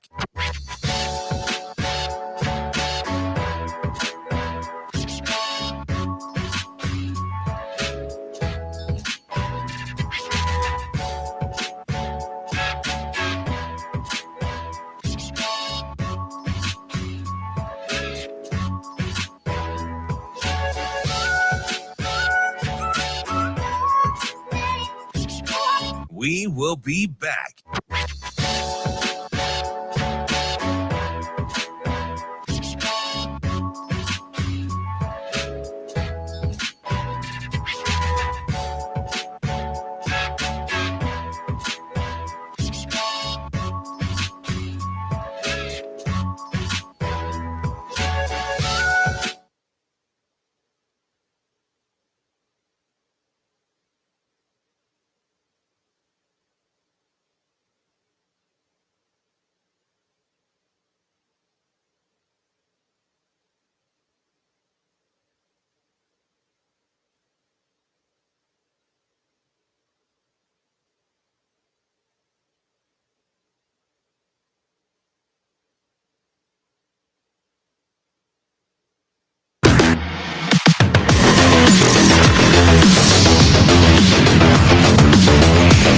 You're listening to Hurrdat Sports Radio.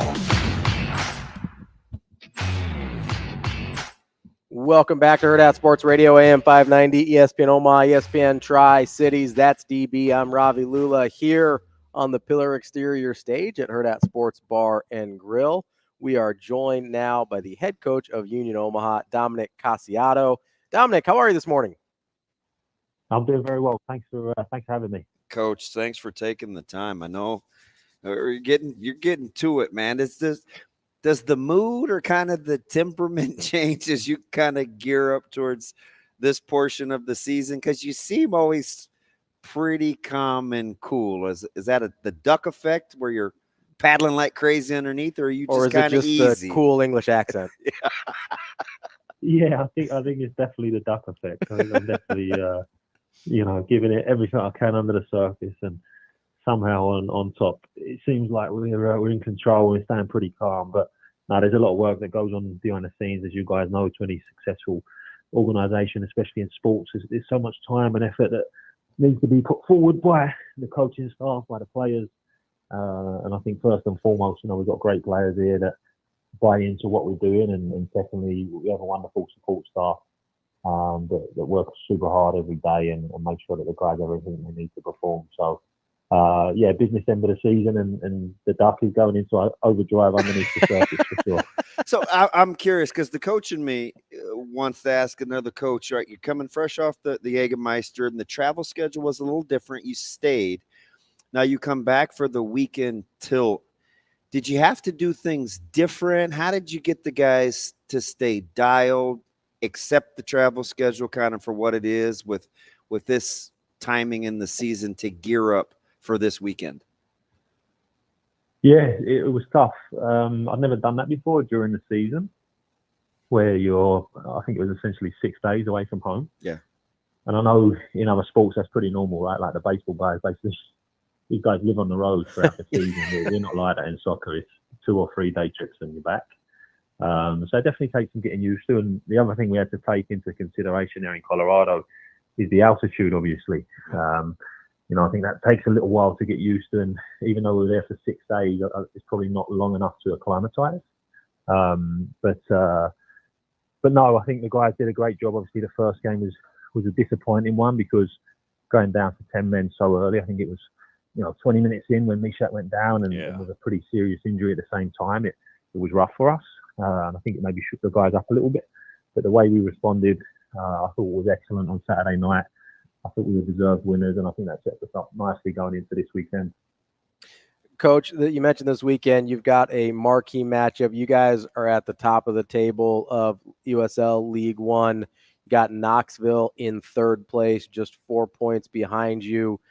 How much of an emphasis are you putting on just, hey, this is another game versus, hey, we're getting down to the nitty gritty here. We're trying to win a second player shield in a row. Like, how do you kind of balance those two things? Yeah, that's a great question. I think you've got to be careful because I think if you put too much emphasis on the nitty gritty and getting to the end, guys start to lose sight of what's in front of them.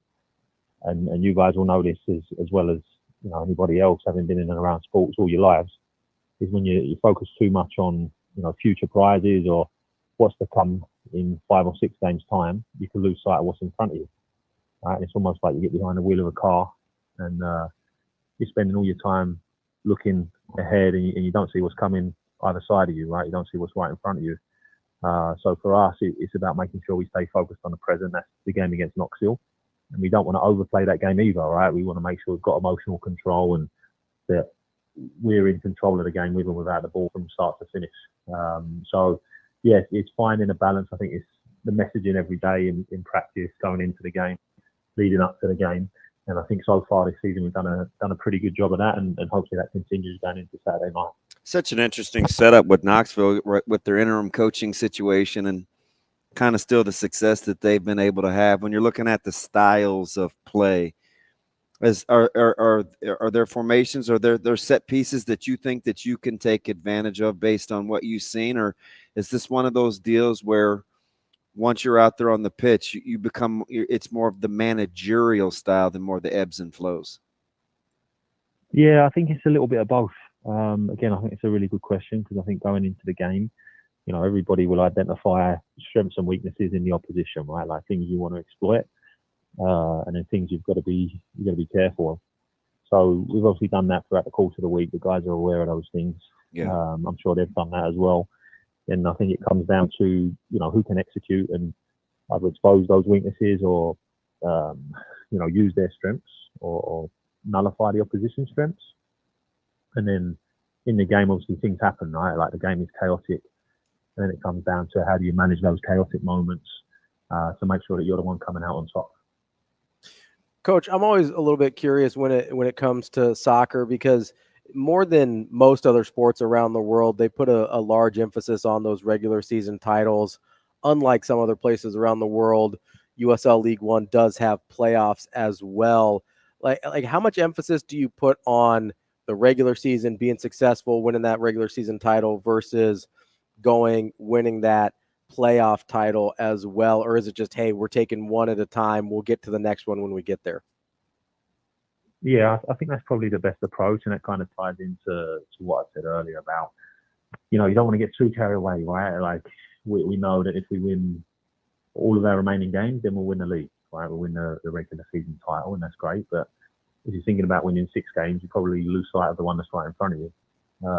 So for us, I think we always want to focus on what's right in front of us. But then I think, I think there's a general acceptance and knowledge, not just here but around the world, that if you win the regular season title, over 22 games this year, I think it was 32 games last year. If you win the regular season title, then you've been the best team over the course of the year, and you deserve to be champions.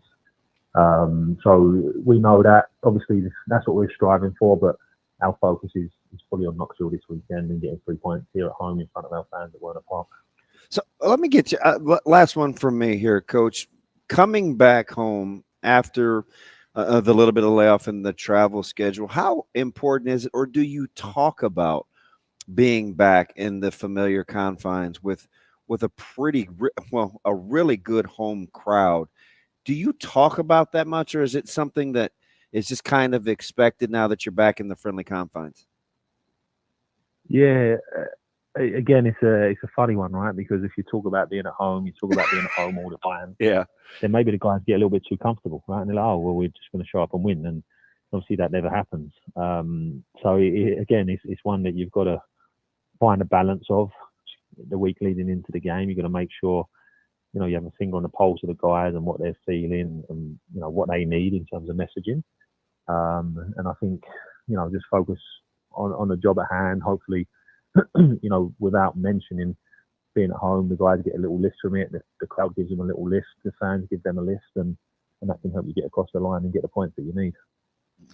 That is head coach Dominic Casciato of your Union Omaha. Coach, we appreciate the time. Good luck, not just this weekend, but through the rest of the season. And we'll catch up again soon.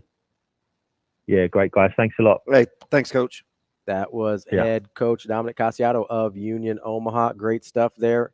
Best accent of anybody we talked to, for sure, without a doubt. One of the reasons I didn't want to go super technical, but one knocks, not only because I don't know, sure, but I mean, you've got one player with over 40 shot attempts, right? So, and they don't have anybody else in the top 20. When I look at their statistically, for Knoxville was shot. So I'm thinking, okay, is this because even Union Omaha has a couple in the top 10, so they have a little bit more diversity. So I just was thinking, do you play that different? I mean, I think you're flat back, you know what I mean? I just because I do like formations and stuff like that. Just having followed it for so long, so I'm like, I think you have to. I kind of like the little cat and mouse deal. Yeah, but I always do as a nerdy coach, right? It doesn't matter what the sport is, right? By the way, did you see that picture I showed you? Which one? From volleyball? Yes, the crowd. Was that not incredible? Unbelievable. Unbelievable. I'm looking at this thing, and I'm like, how did everybody get in there? Dude, I don't even know. Jamie's giving us a hard time that everybody's our favorite. Well, I'm trying to explain to Jamie that I like certain players for certain reasons. And Dave giving us a hard time. He goes, "Poor Rebecca Alec got snubbed. She's not somebody I want on my bad side. Somebody's gonna pull that." Hey, listen. I know her. I'm not trying to get whooped either. So somebody's gonna pull that clip. She breeds intensity. Somebody's gonna pull that clip of me saying I like Harper and Merritt, and they're gonna be like, "Oh, see, he clearly hates Rebecca Alec." It's right there in the clip. Didn't you hear it? I feel like there's some snark in there. No. Ryan Edwards coming up next, our Vegas Insider. See if we can make a little money this weekend. We've got B. Edwards coming up here on Hurrdat Sports Radio, AM 590, ESPN Omaha, ESPN Tri-Cities.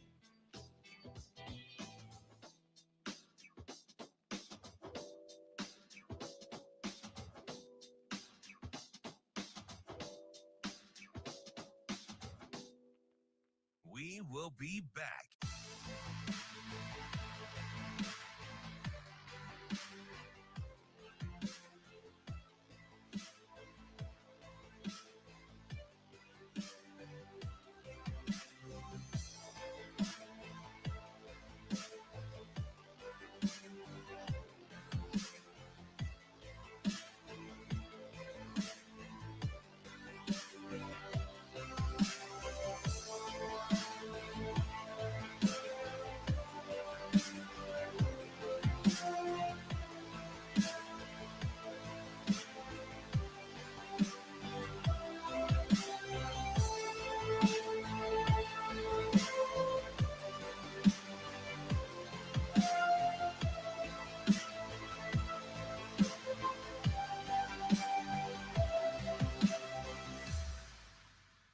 We will be back.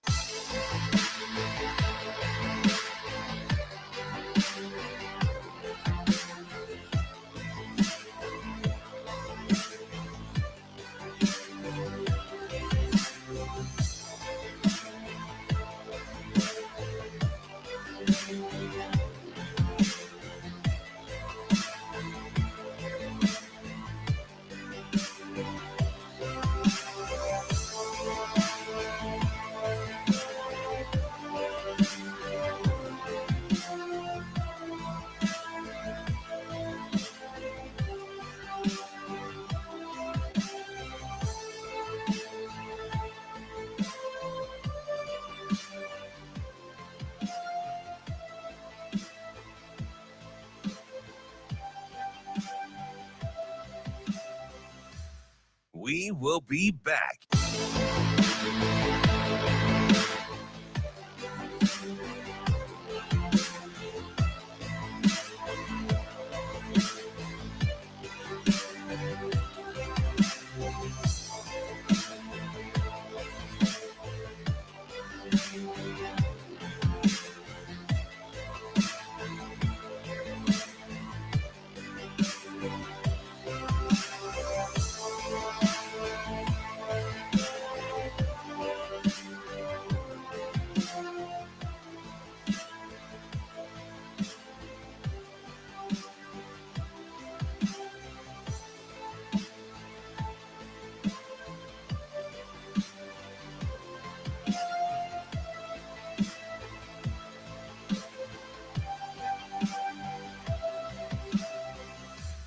We will be back.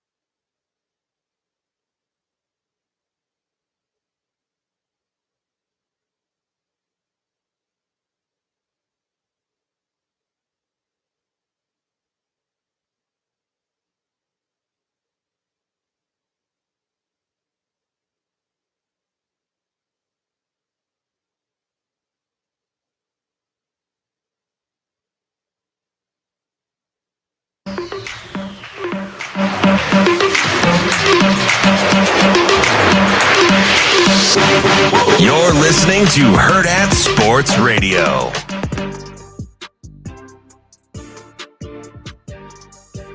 Wrapping up hour number 2 here on Hurrdat Sports Radio, AM 590, ESPN Omaha, ESPN Tri-Cities. That's DB. I'm Ravi Lulla here on the Pillar Exterior stage. We are efforting 1B Edwards. Where are you? Where are you, B? He's getting here. Oh, Brian. I didn't know TK's wife played soccer. I didn't either. I would agree. They're tough. Soccer players? Yes. I get the whole theatrics and gamesmanship, but not usually female soccer players. My ex, they don't flop like they do tough. in men's. Broken hand, broken nose, an ACL. She was tough. The men's and women's soccer is a totally different ballgame. Hey, what? You're gonna get people mad at you again. This whole 8 versus 11 thing. We got B. Edwards, though. I'm pretty happy about that. The women are tougher than the men when it comes to soccer. They don't flop like that. Good morning, Brian. How are we doing? Uh-oh. Come on, mute man. Oh, no. Oh, he's like, oh, my mute button. Oh. There we go. What a mess. B, like. So, what? Like so many weeks in a row, you'll be spectacular, and then you'll just have this rut. He's probably just distracted by how much he loves Billy Napier. Yeah, I was just listening to Mike Sherrill just go ballistic on Florida fans. He said, fix the damn program. Right? Yeah, which means clear everybody out, including the UAA, which is like the athletic board of governors at other schools. But you said, how was I doing? And I was like, well, I was thinking, well, Damon, you're 3-0, and Ravi and I are 1-5 combined, so not as good as you. Hey, so listen, I got a question though, because this is on the heels of UFC, and it was relatively easy against O'Malley. Do you now look at his record differently in terms of who he's beaten? Because I kind of went back and looked because it was fairly lackluster. How many good wins do you think O'Malley really has? Oh, wow. Okay. So now I'm looking. Go ahead. I'm kind of like, I think I left with that. Now he's exciting and he's explosive, but I think I feel like I have more questions than answers now. Well, yeah. No, I mean, Cheeto. Is that fair?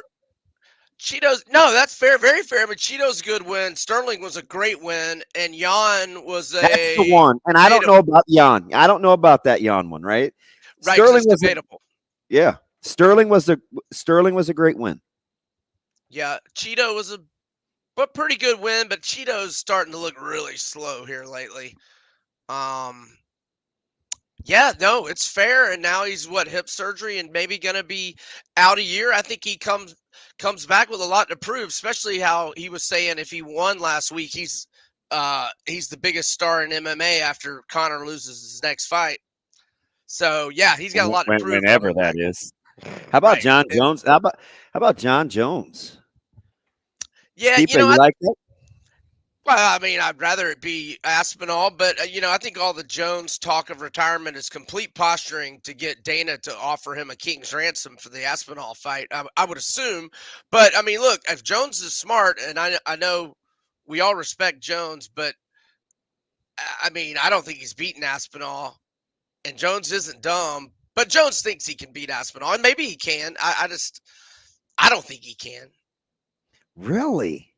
I don't think anybody can beat Aspinall. I don't think anybody can get out of the first round with Aspinall. Ooh, okay. Spicy take. Gauntlet has been thrown down. Yeah, and I firmly believe that. I don't think anybody's surviving round one with Aspinall for years to come. He is a monster, and he's healthy, and he's healthy too, and fast, real fast. All right, let's talk a little college football. Although I do like being 3-0. I appreciate that. Thank you very much. Let's go tonight. We've got a little Jets action. This line reeks. I mean, this is Rodgers and Brissett, right? What is going on with the number here, B? What did you make it, first of all? I think I made it 4, but here, I've got it right here. Hold on. Really? I wrote down 3.5/4. I mean, my opinion of New England has grown astronomically since late August. I mean, Mayo for coach of the year. I mean, right now, yeah, they're running the ball. They're playing good defense. I mean, they went outright at Cincinnati. And Cincinnati looked pretty damn good last week, even without T. Higgins. And then they, are leading a good chunk of the game and into the fourth quarter pretty deep. And Seattle gets a field goal to force overtime. They lose by 3. They push. But the Jets defense doesn't – I mean, I know we've only got 2 data points, but the Jets defense does not look as elite as it was last year. I mean, they got to give an assist to Will Levis for not taking care of the football on last week's win. I mean, maybe they win anyway, but, yeah, I'm just not impressed with what I've seen from the Jets. And, I don't like road teams on the short week, but it's not like I don't know what the flight time is from Boston to New York, but I can't imagine it's more than an hour. I like the Pats +6. Are there any 6.5s out there? I'm seeing. Anyway, if it gets to 6.5, I'd buy the half point to 7. I am not seeing any 6.5s, but I am seeing -6 at -115 though, so it may be moving that way. I see a 6.5 at South Point, but that's the only one I see. I'm just saying, if your number's 6.5, buy it to 7. But I like the Pats at +6. B, let's move to college here. Cincinnati -3.5 versus Houston. What do you like there? I like Cincinnati a lot. South Point also has a 3, but I'm okay at 3.5. But not a whole lot of difference between 3.5 and 4. Obviously you push on 4, so maybe wait it out, see if we get a 3 here. But I like how Brendan Sorsby, the ex-Indiana quarterback, is playing for Satterfield. He's got 6 touchdown passes without an interception and 2 rushing TDs. They should not have lost to Pitt. They blew a 34-14 lead with like a minute and a half left in the third.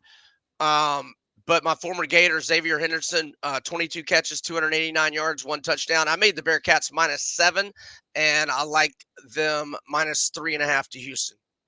All right, you're drinking all that good water they got in Bloomington, laying a big number. And full disclosure, we talked about this a ton more than any station in Nebraska should. But Seghetti, he stole the show at Big Ten Media Days. I really thought as much as an Indiana Hoosiers team could steal the show at Big Ten Media Days, he did. Very bold, very confident, very brash. He's now laying 28, and you're all in, huh? Yeah, I like this guy. I don't know if it was his intro presser when he got hired or if it was Big Ten Media Day, but he goes, "I win. Google me." And he's Not winning. wrong. He's 3-0, and Curtis Rourke looks fantastic. 74.3 completion percentage, 7 touchdowns, no picks, a rushing touchdown. I mean, they look good. They haven't played anybody, but Charlotte's not any good anyway, and they're down to their third string quarterback, who actually was their starter last year and had a 4-10 TDI-INT ratio on the season. So buy the half point from 28.5 to 28, and let's go with Indiana. All right, B, you're basically just fading all the Florida schools. Is that right? You got Cal +2.5 against Florida State. You got Mississippi State +6 against Florida. Is that just like hey, until they prove me otherwise, we're just fading them? Although I do think Cal is good. This number stinks. Cal should be favored. 1 million.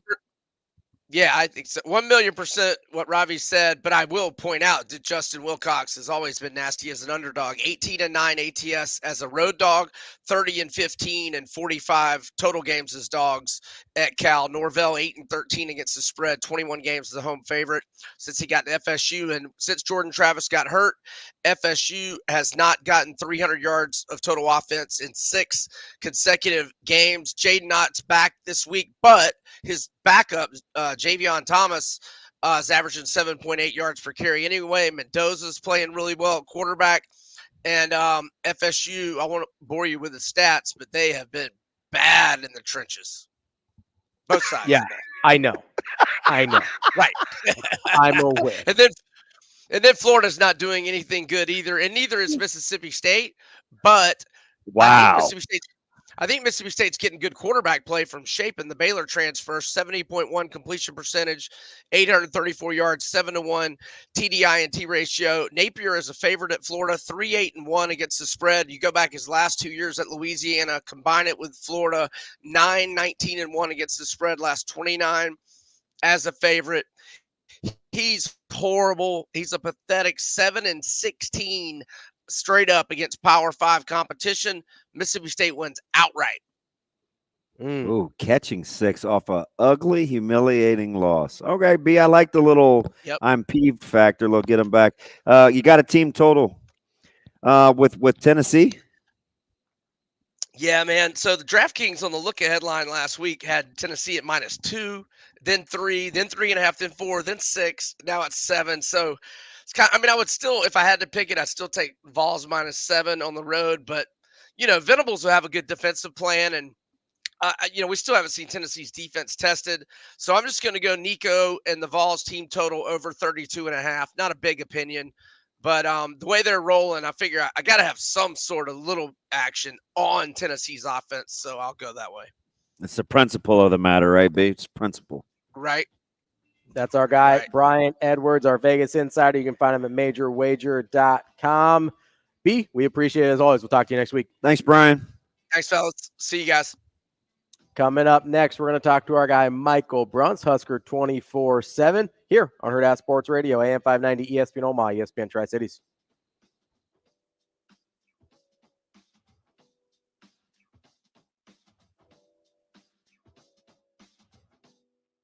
We will be back.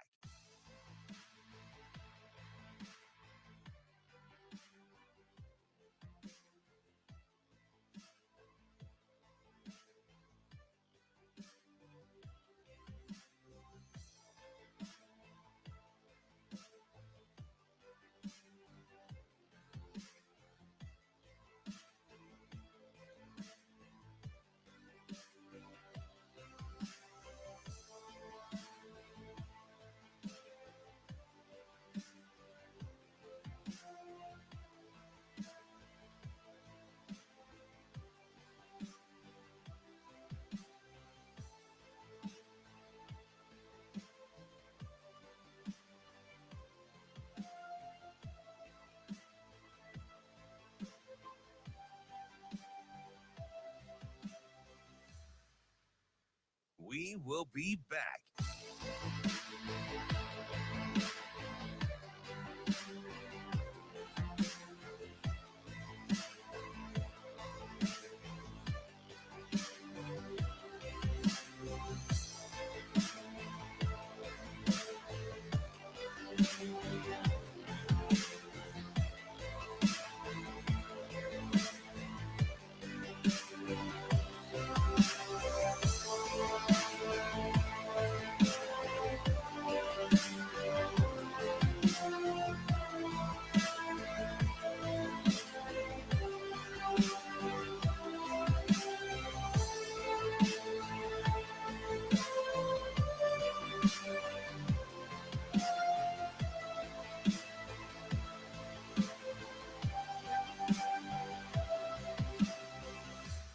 We will be back.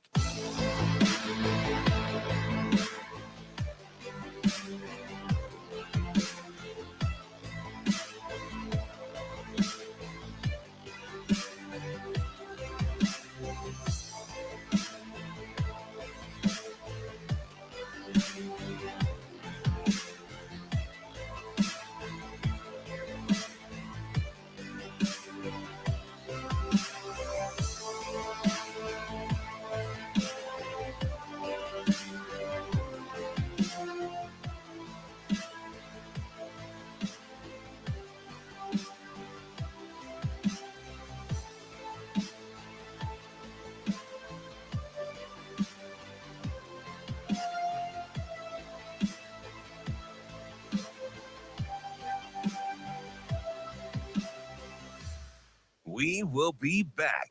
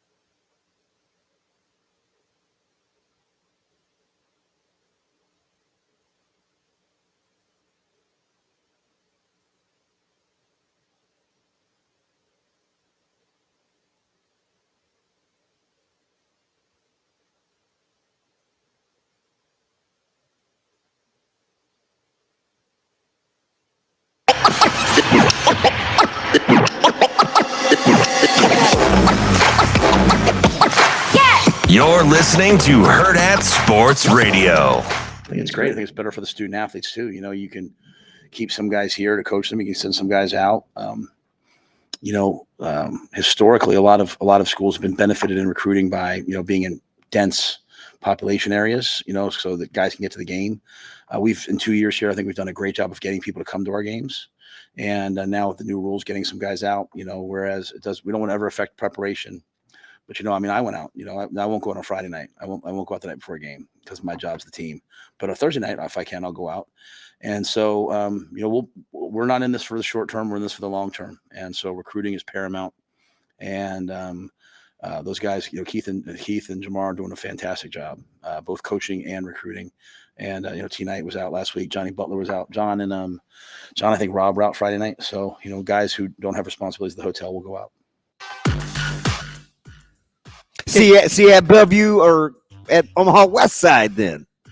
Kicking off hour number 3 here on Hurrdat Sports Radio, AM 590. Zip it. ESPN Omaha, ESPN Tri-Cities, KFOR in Lincoln. Professional intros and all that type stuff. Who needs radio mechanics when we have one of the greatest guests of all time? I'm not a mechanic. Well, I mean, you like this protocol, this whole bringing us back and getting us out. Like, those dynamics are overrated in radio. Just make it up on the fly.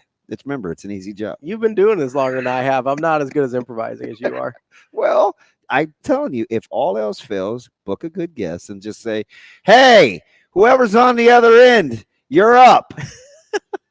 Hi, Bruntsy. I think that means you, Bruntz. From Mr. 24/7. How did I not sound like a pro? Sorry, not everybody here went to Miller North. They don't have everything buttoned up like we do, Bruntz. Wow. That was pretty professional. You were like the grizzled baseball manager yelling at the guy down on the end of the bench to grab a bat. Like, hey, grab a bat. You're in. You're hitting for Jablonski. Like that. That's a good name. I like that. Very creative, Bruntz. Jack Cust, you're up. Bruntz, what is your go-to baseball movie? Go-to baseball movie? Yeah.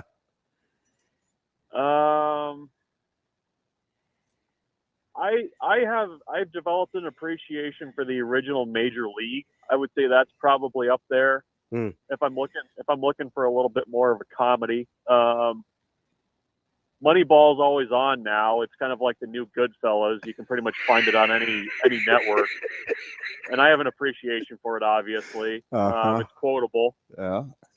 And I'm trying to think if there's like a sneaky good baseball movie that makes its way into my rotation, but I can't think of one. I was ridiculed last week on air for accidentally divulging that I had not seen Field of Dreams. Oh, wow. I mean, ridiculed. I didn't ridicule you. I know. Oh, okay. I was like, would you? Even I feel like you would like Field of Dreams. I feel like I wouldn't. Just going out on a limb there. I don't know, Bruntz. I mean, would I? I think so. It's an entertaining story. There's some father-son stuff there that I feel like you would appreciate at this stage of your life. Like I think you'd like it. I don't know, man. He's really more of a for love of the game guy. I am actually. I've never seen that. It's pretty good. It's pretty good. That is so good. I like that one a lot. That's the Costner. Yeah, the cathedral that Ruth built now belongs to a chapel. Yeah, that's a good line. They had to really work to get that. They had to convince Steinbrenner that the Yankees weren't going to lose, and then the Yankees lost, right? Yeah, and then they're like, just kidding, but yeah, that's actually a true story. Yeah. Okay, before we get too far away, Bruntz, you always struck me as a summer catch guy. I don't even know what that is. I haven't seen that one either. That was a joke. That's a Freddie Prinze Jr. movie. Oh, jeez. Oh, that's the one where they're in the Cape Cod League. Right? Yeah. Freddie Prinze Jr. Really? Yeah. Deep pull.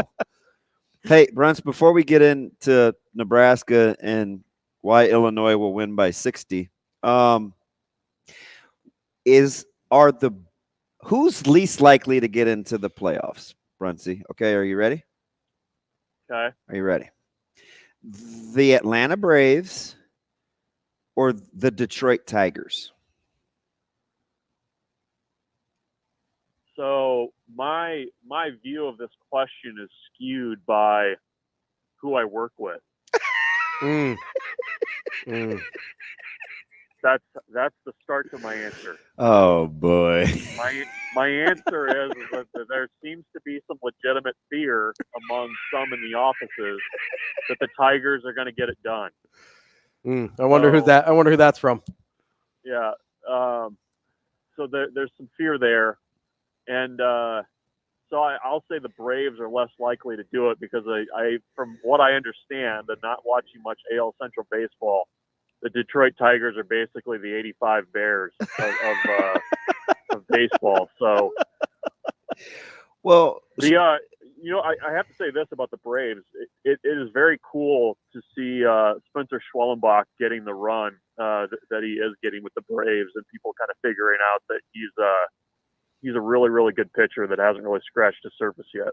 Yeah, not bad for a guy. Nebraska would run out there in every high leverage situation, and we're like, is Schwelly ever going to get any downtime? Nope. Yeah. Run him out there. He's fine. Don't worry about it. Well, and not only that, but a guy that was playing shortstop for two years and didn't even pitch. Like that's the amazing thing.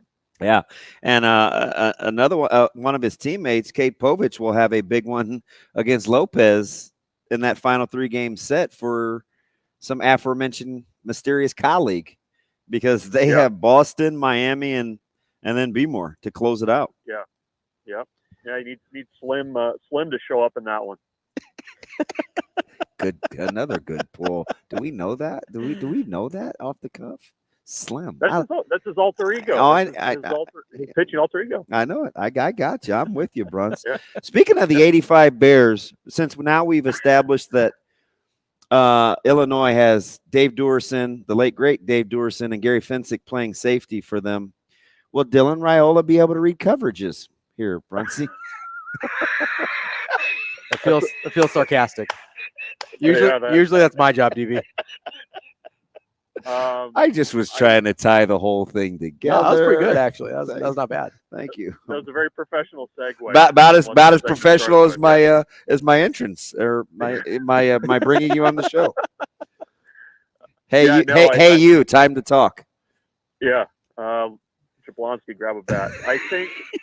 I mean, Illinois is very good at it at disguising coverages and getting turnovers.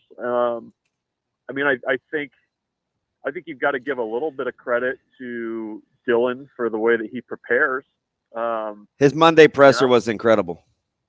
I don't think he prepares like he's 19, so that helps. I mean, you got a coach talking in your ear down to 15 seconds. So if there's something that they see upstairs, they can get that down there. I mean, I think they'll make it work. And I don't know. I mean, if as long as he's not putting the ball in a bad spot, I feel like Nebraska's going to be okay. I mean, I think that's, the turnover thing is so big for what Nebraska's done so far on offense this year. And if they, don't get sloppy on Friday, I think they'll be okay. Like I think they'll be more than fine as long as they're not giving Illinois extra possessions.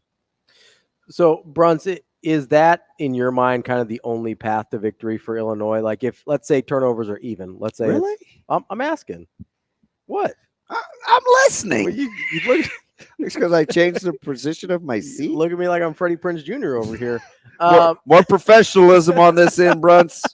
Do you see a path to victory for Illinois where they don't win the turnover battle? No. I mean, I think that's going to be that's the number. That's what you got to really pay attention to. And I mean, unless Altmaier turns into Clayton Thorson back there running around and making plays with his feet. Oh, do you remember that? You like that? He went over. He went for 100 in the first half. What are you doing? He wasn't even the best random player on the team that day. What are you doing, Bruntz? Oh my gosh, I'm traumatized now. After his third 20-yard run, I'm like, God, they might want to tackle that guy. Yeah, no, they turned Dean Lowry into Steve McMichael that day. Pretty impressive. Oh, got him drafted. No, I think it did. I think if you're Nebraska's defense, if you're able to contain Altmaier and keep him in the pocket, I think that's a big key. I mean, the turnover thing's huge, and I mean that feels like a thing where if Nebraska just does what Nebraska can do, it should be. It'll be a tight game, I think, but I think Nebraska will be fine. So, I guess to go back to your original question, that's what I'm looking at. That's I don't know what the path forward looks like otherwise, unless they're just like hitting 50-50 balls on offense. Like I think that's the other thing that they've at least got the ability to do is get a little explosive with those two wide receivers.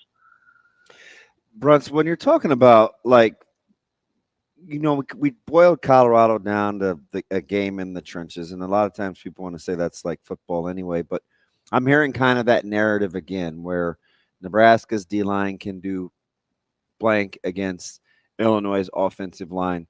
Outside of the turnovers, is that the next best storyline to see if you want to know how this game's going to go? Yeah, I mean, I think, go back to last year. I mean, my vague remembering of it was that Nebraska was able to muck things up quite a bit for Illinois' run game. And, I mean, I think if you can do that again, or at least control that line of scrimmage when Nebraska's on defense, I mean, I think that gives you a pretty good shot of doing some things. I don't know. I mean, I feel like there's also kind of this narrative, and I believe it a little bit, that, we're going to see kind of where this Nebraska offensive line is at. I mean, I think they've protected fine in passing situations, but can they, just line up and run the ball at Illinois with the backs? Because I think last year, the Harburg running the way he did was a really nice changeup that I don't think Illinois was really ready to defend. And, if Nebraska's offensive line can keep them on schedule, I mean, maybe that limits the opportunities that Illinois has to go 85 bears and disguise coverages. I mean, if you're facing 3rd and 3 with regularity, or 3rd and 4, I mean, that opens the playbook a ton. And I think when you look at what Nebraska's done through 3 games this year, they've largely been able to stay on schedule. Like, there have not been a lot of situations where Nebraska's been, 3rd and 9, 3rd and 10, that kind of stuff. I think that's been maybe something that's been lost in these first 3 games, is that they've been able to be pretty efficient in that way. We're talking with Michael Bruntz, Husker 24/7. What level of concern do you have about Illinois and with the big running backs as compared to what we saw last week with Northern Iowa, with those guys consistently falling forward and kind of getting that leaky yardage, as I think Tony White called it? Is that something you think is going to be an issue for Nebraska again this week? We'll see. I mean, they need to tackle better. There's no doubt about that. I mean, I'm sure that's been something that's been hammered home this week in practice. I think Nebraska in that first half missed Mekhi Bayer a lot. I mean, I think I was surprised that he didn't start the second half. Yeah, I was too. I think he just brings something a little bit extra as a tackler, certainly as kind of an emotional leader and a guy that guys feed off of. I mean, I think that was missing in the first half. But, that's something Nebraska's got to do better. I don't know if I'm concerned about it, but it seems like, personnel being a little bit different. Also having Jamari Butler in there this game will help a ton. But, the tackling thing has been mentioned a couple times, at various times this season.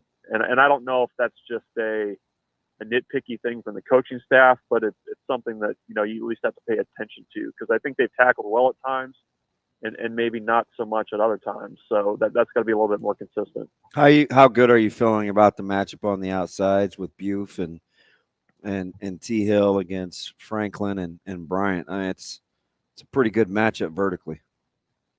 It is. I mean, it's, the Nebraska's defensive backs are just going to have to make a play or two in this game.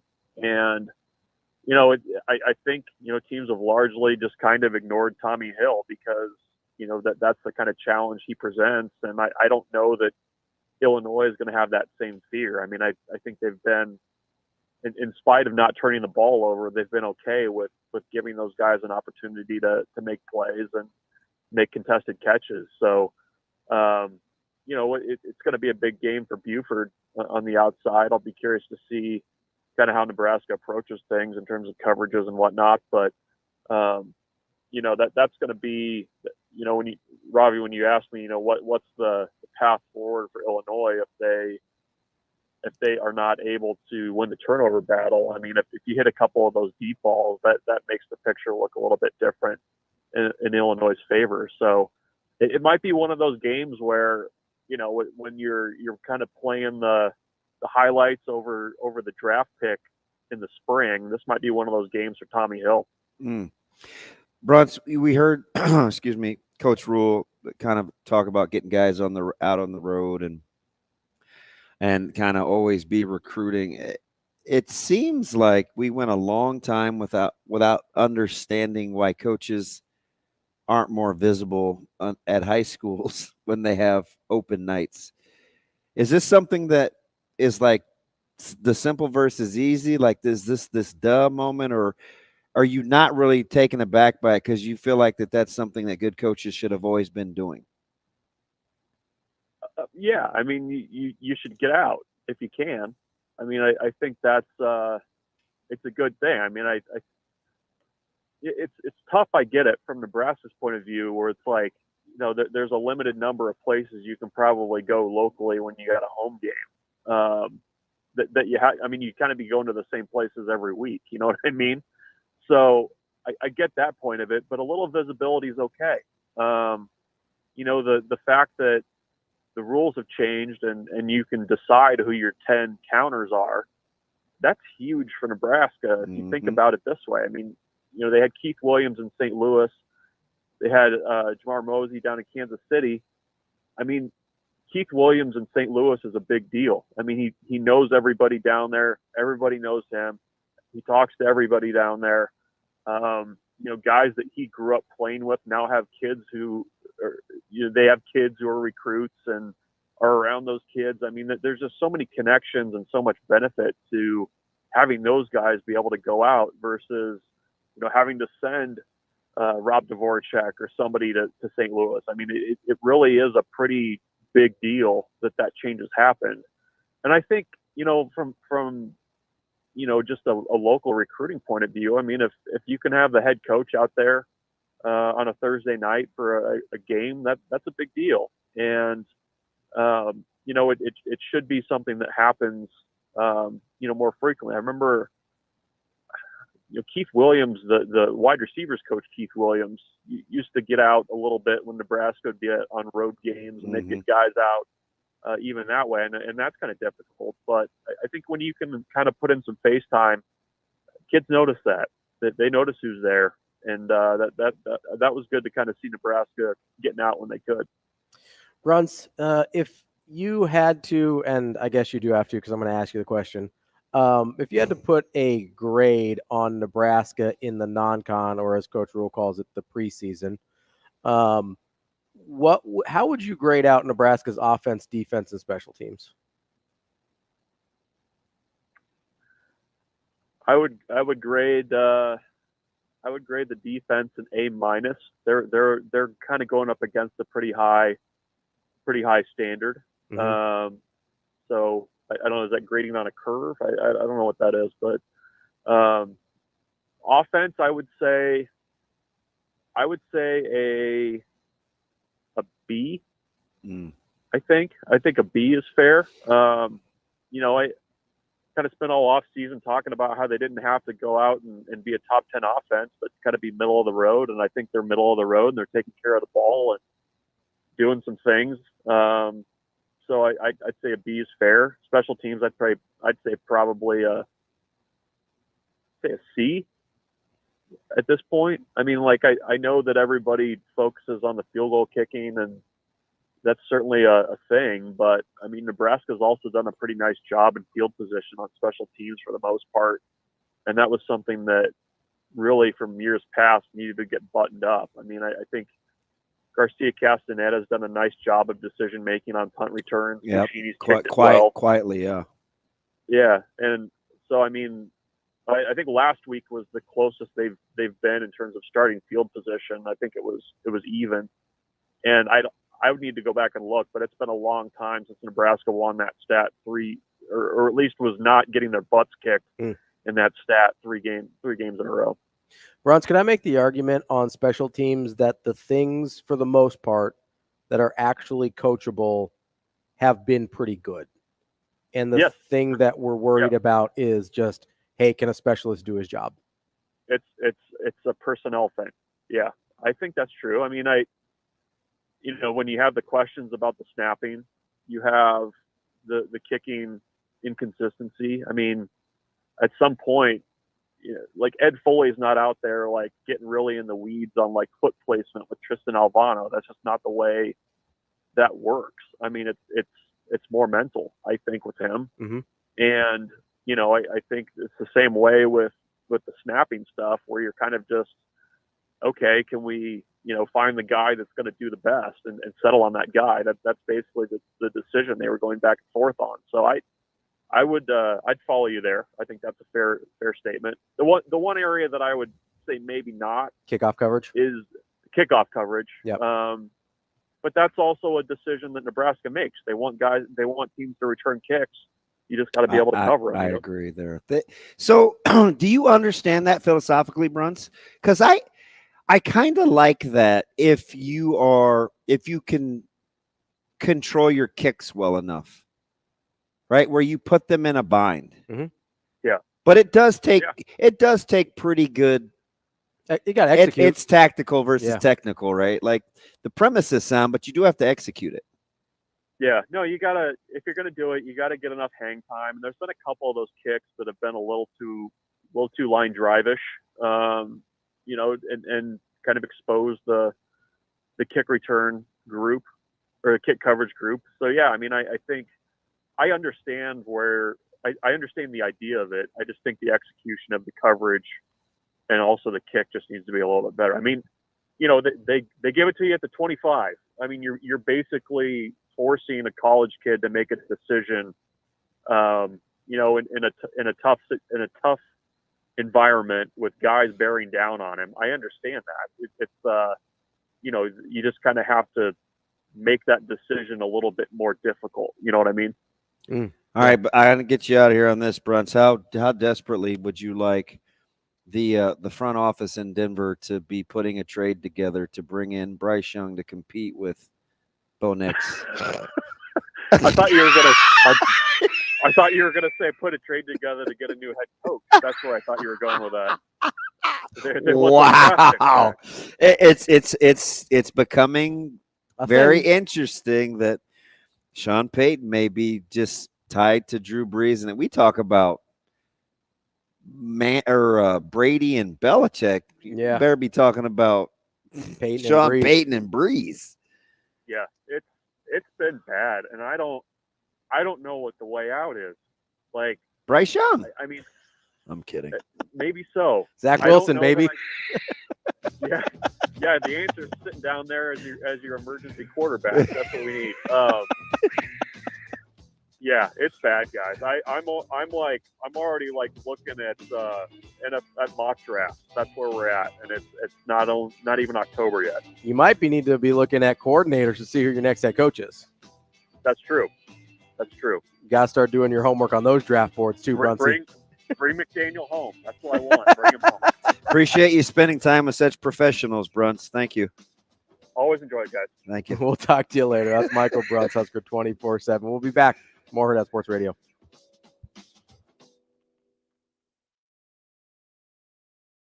We will be back.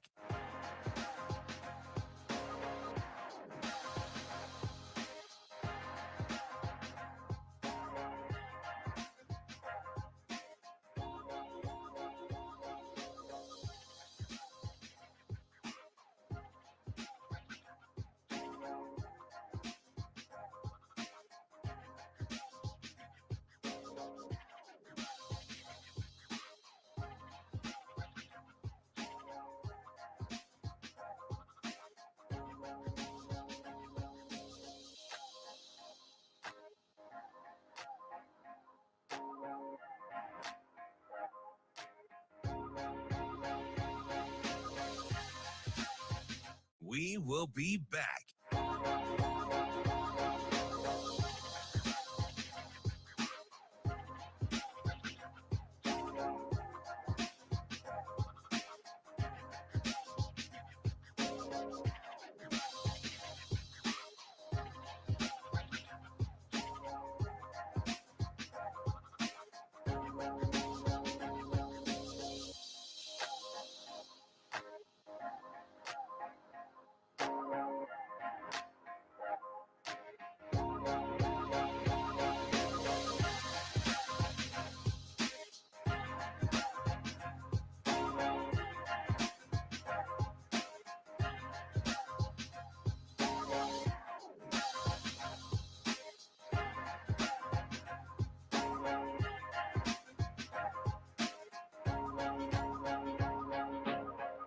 We will be back.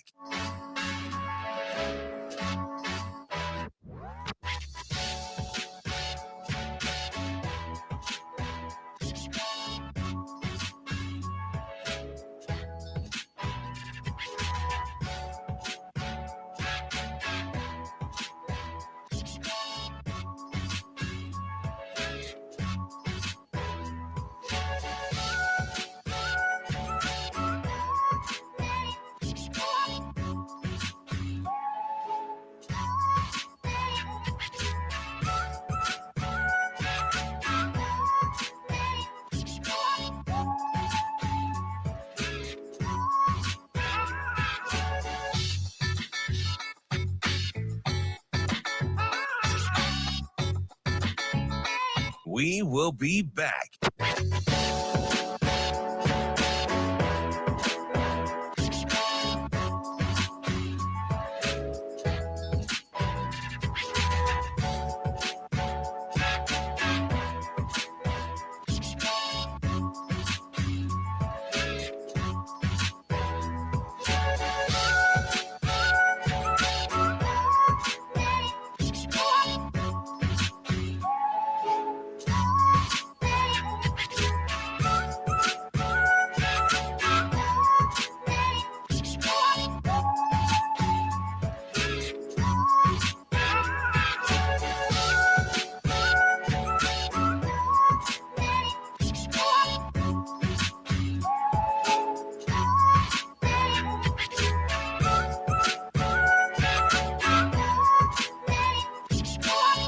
We will be back.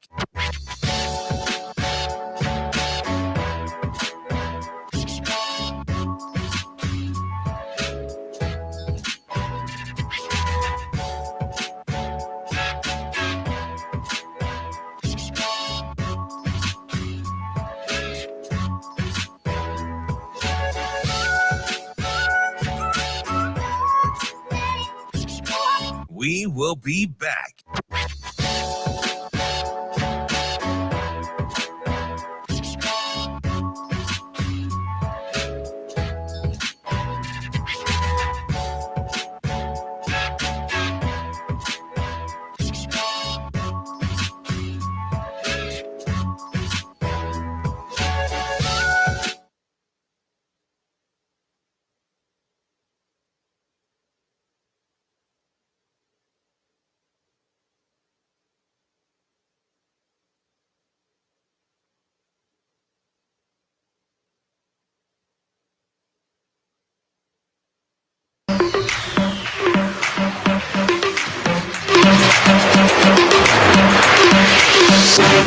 You're listening to Hurrdat Sports Radio.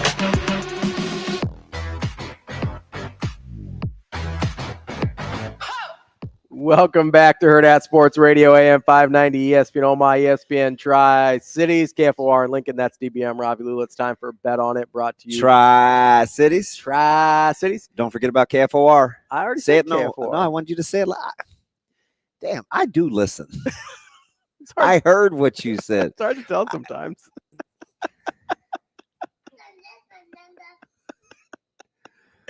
What's up? No, you don't get off. No, you don't get off. No, you just don't.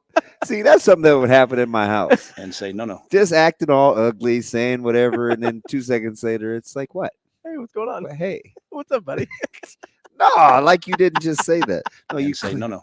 Exactly. You clearly just told me you never know. I just wanted you to stress the KFOR part. Which part? KFOR. Or something like that. KFOR. Like a DJ. KFOR. How you want me to do it? I don't know how DJs work. That sounds top 40-ish. Yo, DJ. Like FM, not AM? KFOR. That's Oh, no. That's the way Ravi sounded. Oh, no. Shane, do that again. One more time. No. KFOR. Do that. Yeah, what the? That's the way it sounded. I said that sounds too top 40. It's not top 40. You won't get this, so I can say it. That sounded a little Hollywood to me. It's got to be KFOR. Hollywood always up to no good. So there, Hollywood. Oh, okay. Nah. What the world, Shane? KFOR. Yeah. That's what I'm saying. That sounds too top 40. You got to throw a It little does bit. not sound top 40. You can't drag it out. I was like, hey, this is the DJ. That's not what I said. KF. I'm not even doing it. I started to go. I almost went into character. I'm not doing it. KFOR. Stop it. Uruguay. It's time for Bet On It, brought to you by Warhorse Sportsbook. Warhorse Sportsbook, the best place in Nebraska to place your sports bets. Got the sports books in Omaha and in Lincoln. They've got you covered with nearly every major sporting event. Live bets, parlays, in-game. Props and straight bets. They've got you covered. Go to warhorse.casino.com to see everything that they've got to offer, including some cool events they've got coming up as well. Shane is a wild boy. And if you're listening on KFOR, you'll probably go to Lincoln, the Lincoln Sportsbook to check it out. That's like a 70s jingle right there. I mean, they probably had that who back in the jingle? day. I don't 70s, 80s jingle. I don't even. That's not what anybody did. And Shane just did his own thing over there, and he went all It's a Hollywood radio on term. us. Jingle. Jingle. Got our own thing. Got our own thing going. Yep. You know what I'm betting on? You know what I'm betting on today, DB? What would that be, Ravi? It's a football thing. I'm talking about football. I'm just talking about football. Football. No, so our guy TK sent me a clip on the internets here of Mel Kiper. You know there are a couple of Kucheras that tweet at us. Do you think they're related? I think is the other Tanner? I have no idea. I maybe am just seeing the T Kuchera and assuming it's the same person. I'm not even realizing. Well, you'd have to pronounce his last name correctly. How do you say it? Well, you said, what did you just say? Kuchera. Oh, what did you say? It was different than what I thought. It wasn't like KFOR. Did you knock it off? You're getting entirely too much joy from that. Kuchera. Okay, now you're just getting weird. Selfish. Wow. Wow. All right. What'd I do? What I'm going to need for you to do is get some self-control. That's almost certainly not going to happen. I don't even reckon. We're 37 years in. If therapy didn't fix it, it's probably not happening. It's probably that ship has sailed, I think. Oh, shoot. On my self-control. You're going to football? I think somebody's cooking onions in here. Yeah, it does smell. It smells like cheeseburgers. Yeah. No, I've got a football take. That's something I would bet on. Okay. So our guy TK, I don't want to say his last name because apparently it's he sent me a clip. You're so sensitive. He sent me a clip of. I'm not like Hollywood sensitive. Sent me a clip of Mel Kiper, who actually was being sensitive about. He submitted it to you. He did not. The clip. Oh yes, he did on the internets, on Twitter, not on Instagram. But we're just doing our whole other thing here. Mel Kiper was being a little sensitive. He was bemoaning that the two high safeties were ruining football. Yeah.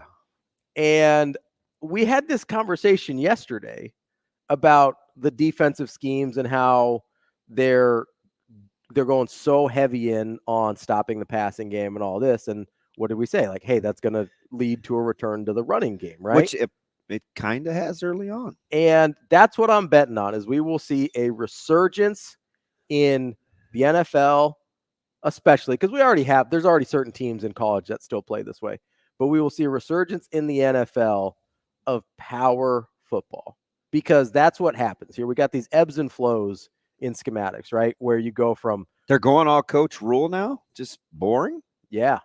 Just boring. Just win the game. NFL style, just boring. Huh. Michigan style, if you will. Jim Harbaugh style, if you will. Yeah. Might be about the perfect time for him to have come back into the league. Yeah, they are. They're just beating your head in. Grinding folks down. And I know that they haven't played good opponents yet, but I think stylistically that's going to end up paying off for them. What's wrong with the Raiders and the Panthers? I mean, nothing like a good litmus test, like two of the worst teams. We don't have enough time. Actually, the Raiders did beat the Ravens. So. I don't know how bad the Raiders are. I don't think they're great, but I don't know that I don't think they're anywhere near the same category as the Panthers. Nobody is. Like the Panthers are in their own. Like, you know how Mahomes is in his own category for quarterbacks? On the other end of the spectrum, the Panthers are in their own category for dog doo-doo. Somebody gave me another good quarterback yesterday that can defy not poor situational. Coaching, defy situation. Yeah. Oh, Aaron Rodgers. We don't know, though. What do you mean? We don't know that he can defy situation. We don't. What? What bad situation has he been in? What bad situation has Aaron Rodgers been in? So are we just discounting like sitting behind Favre and then changing the throwing motion and all of that? What do you mean discounting it? Like, he had time to fix things. He had time to sit and learn, even if Favre wasn't super helpful. Like, you don't think he's a better quarterback for having sat a couple years? Okay, Ravi here for not vouching for Aaron Rodgers. Listen, I think Aaron Rodgers is super talented, and based on talent alone, I could see the argument for Aaron Rodgers as being one of those guys, but we didn't see it. Okay. I don't think Rodgers has ever been in a bad situation. Speaking of which, would you like to read that caption? ESPN's Mel Kiper Jr. says too high safety should be outlawed. No, just learn how to run a football. That's it. That's all. I can't even believe he's making this stance. Yeah, that's really dumb. It's really, really dumb.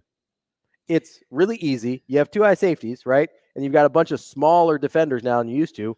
So beat them up. Yeah. Like, that's how football works. That's why I like the play so much that Bullock made when he deflected that pass in the flats. Mm-hmm. Didn't seem like that big of a deal. But Nebraska showed too high. Mm-hmm. They got down into what we call three strong. Yep. The second safety came down, smoking down into the box to occupy inside runner like Giff, which freed Bullock up to be a flat defender because in cover 3, your secondary level guys go flats, hook to curl, flats. Mm-hmm.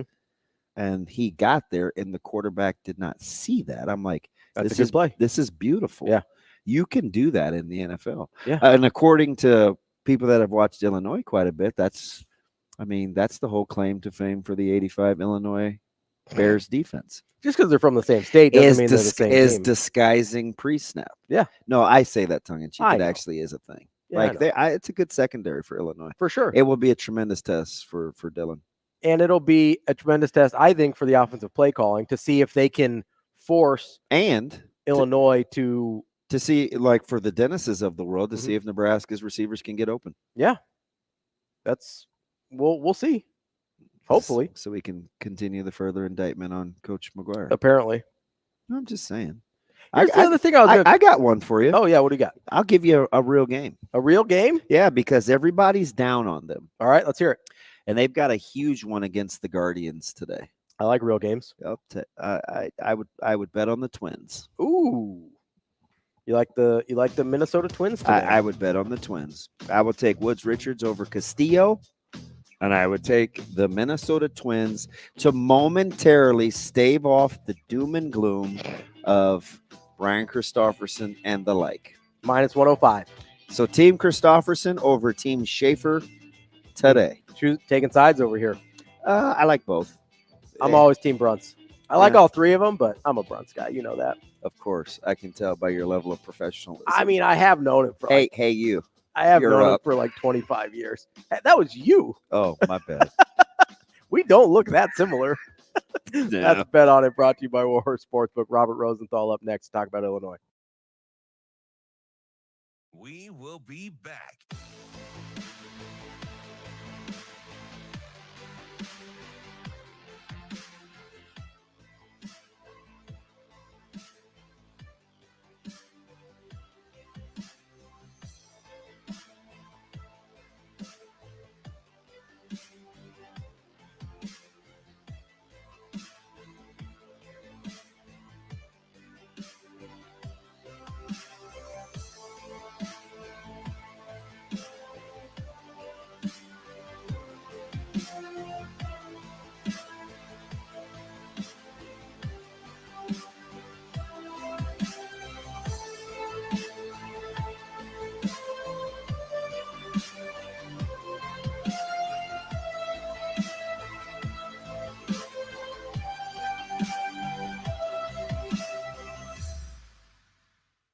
will be back.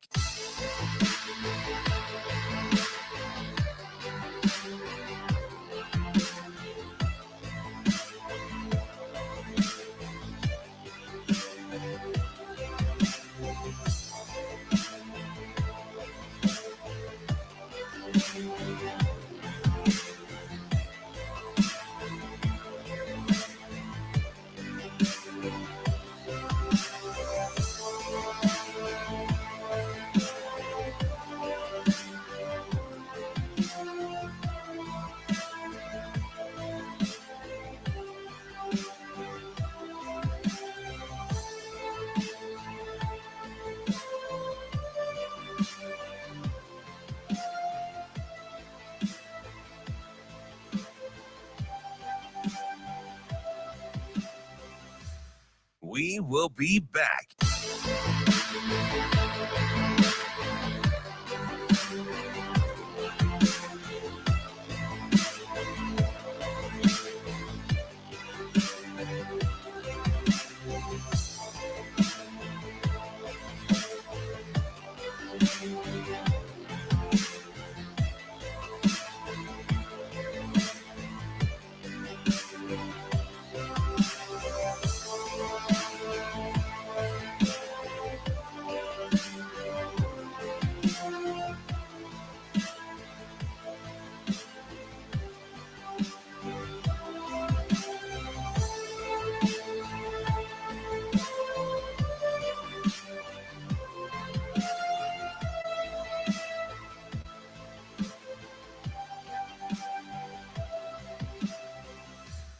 We will be back.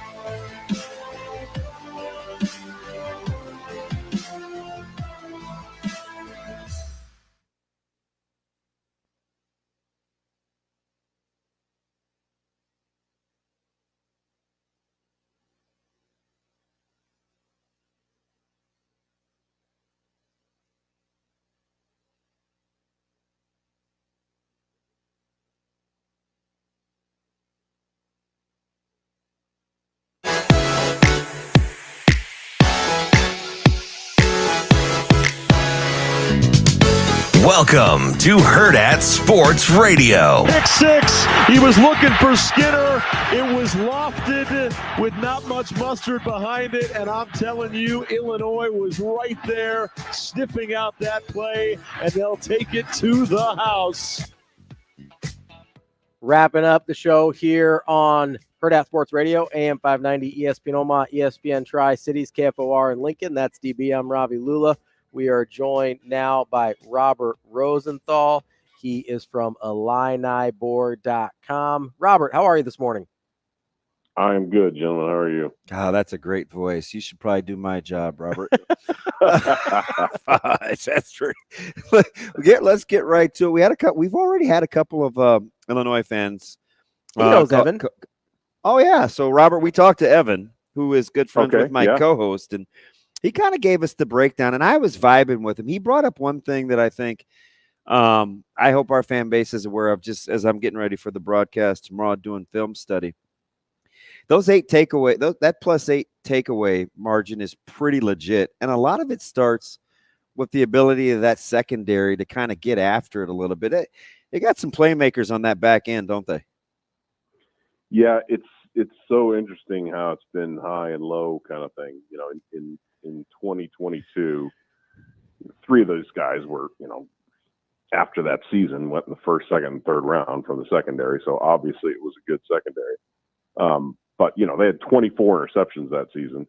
Those three guys graduate, and last year, with somewhat this same secondary, we're down to 7 interceptions on the entire season. So it's,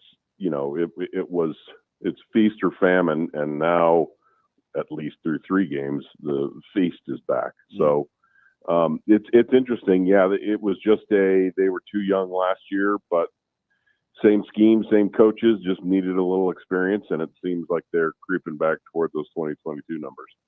Robert, I know everybody's focusing on the defensive backfield, but I want to talk about the D line. Obviously, lost some guys there as well, most specifically Newton.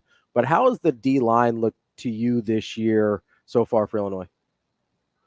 I would say surprisingly solid, but we don't know if we've played anyone yet. It's probably the best way to frame it. You know, when we beat Kansas, they were number 19 in the polls. They're now 1-2. They just lost to UNLV, so there's this wait. Well, if Kansas is bad, then have we even proven anything yet? You know, the early season going back and forth with things like that. I think the biggest acquisition is going to get Dennis Briggs from Florida State and just plugging him in as a starter. You know, a fifth-year guy, and he's been excellent of just putting him there. Beyond that, you know, it's been done with transfers. There's this guy T-Rod Edwards, who's the nose tackle. He's been the backup the last year. He started out at 2 years at Northwestern and then transferred in. So they've kind of patched it together with some transfers and such. So it's better than I expected when you lose all three interior guys, especially Johnny Newton, you know, Big Ten Defensive Player of the Year. You're going to take a step back. But it's been better than I expected, but still to be determined when you know, face some of these Big Ten offensive lines.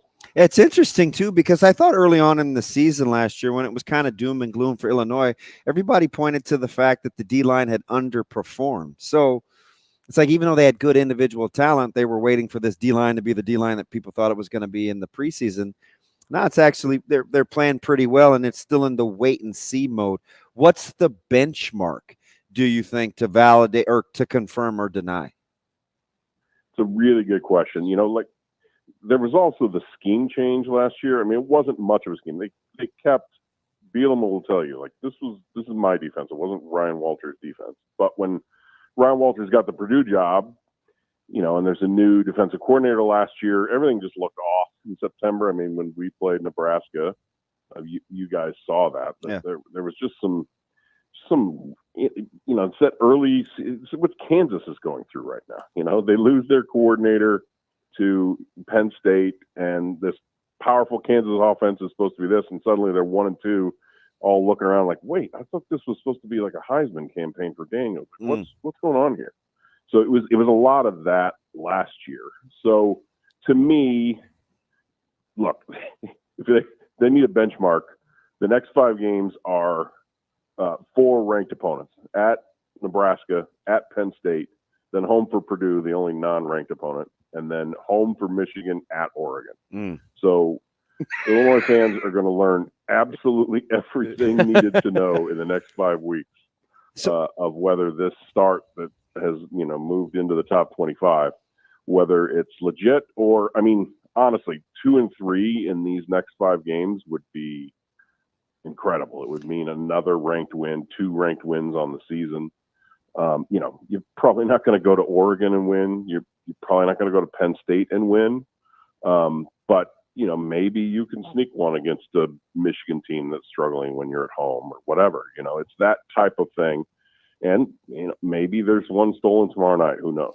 Robert, The first segment or two this morning, I was asking the question about, you know, Coach Bielema's coaching prowess. Is it underappreciated, overvalued, whatever? And Ravi kind of did a deep dive, and, you know, because he said there's 2 things that people like to use against Brett Bielema: the fact that he kind of stumbled into Russell Wilson, and he was not great at Arkansas. He gave a 5-year stretch between Houston Nutt, Bielema, and Sam Pittman, and Bielema compared very well, favorable, as a matter of fact. How much of what he's going to be able to do before he's remembered in his tenure at Illinois has to do with the fact he seems to have to be okay with the play calling and an offensive coordinator kind of taking some shots that come across as Bielema-esque, but maybe not? Like, what's that dynamic like? As Illinois has gotten pretty vertical outside the numbers and allowed a quarterback to start 7-0 touchdowns to interception ratios. Yeah, I feel like maybe the biggest misconception with Bielema, and it was my own misconception when he got the job, okay, is, I'm expecting that, what he said when he got the Arkansas job of like, we're going to bring this powerful run game to the SEC and, all that kind of stuff. He's much more technical. I don't think he hates throwing the ball if he has a quarterback who can throw the ball. As I told you when I joined you guys the last time, like the biggest thing that I didn't understand is he's very technical about how the game goes and what's the risk of throwing a pass when you're at your own 15 on 3rd and 12. Is it maybe better to just punt there? Like try a draw play. If it doesn't work, get it out of your end because you're going to rely on your defense to prevent long drives. It's all that kind of stuff is what he talks about in press conferences. It's what, it's the way he coaches a game. That's been the biggest surprise to me, that it's less this Wisconsin-like Bielema ball kind of thing. And it's more, like last week, there was a play where Luke Altmaier, 3rd down, had a running back in the flat, could have maybe picked up the 1st down, and he almost basically spiked it because he saw a defensive back lurking. And I asked that question in the press conference on Monday. I was like, is that the maturity of Luke Altmaier of like, look, we lead this game by 21. The only way we could lose at this point is if you throw a dumb pick. The defense is stopping them. Play risk-averse football because this game is over. That's the biggest thing that Bielema has shown of how he's kind of changed some things around Champaign. It's just the approach to the game. Look, we had Ron Zook for 7 years, and Ron Zook never one thought about, is this too risky, anything like that. Well, he was too busy recruiting fellas to actually be tactically sound. I mean, athletes, let's go. I don't care. Throw it. Oh, no ball security. Don't care. We're going to get the ball back. We're going to score again. It was just a different approach to look. We went to the Rose Bowl. That's great. Okay, but Bielema couldn't be more the exact opposite of that. Of like, no, we were going to play the smartest football game we possibly can play. We're talking with Robert Rosenthal from IlliniBoard.com. Robert, one of the other things that I think is really interesting is kind of that Illinois offensive line. Nebraska's defensive line has been one of the strengths of their team this year. How do you think Illinois holds up against that Nebraska D-line? I mean, that's my biggest concern for this game.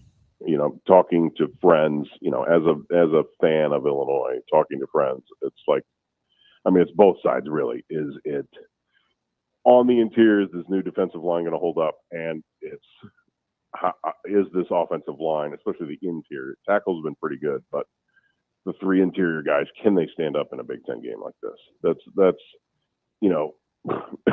as I discussed with a friend last night, like it could be one of those like 26 carries for 42 yards kind of games. And it's like, oh, well, now we know. Now we really know something about this team.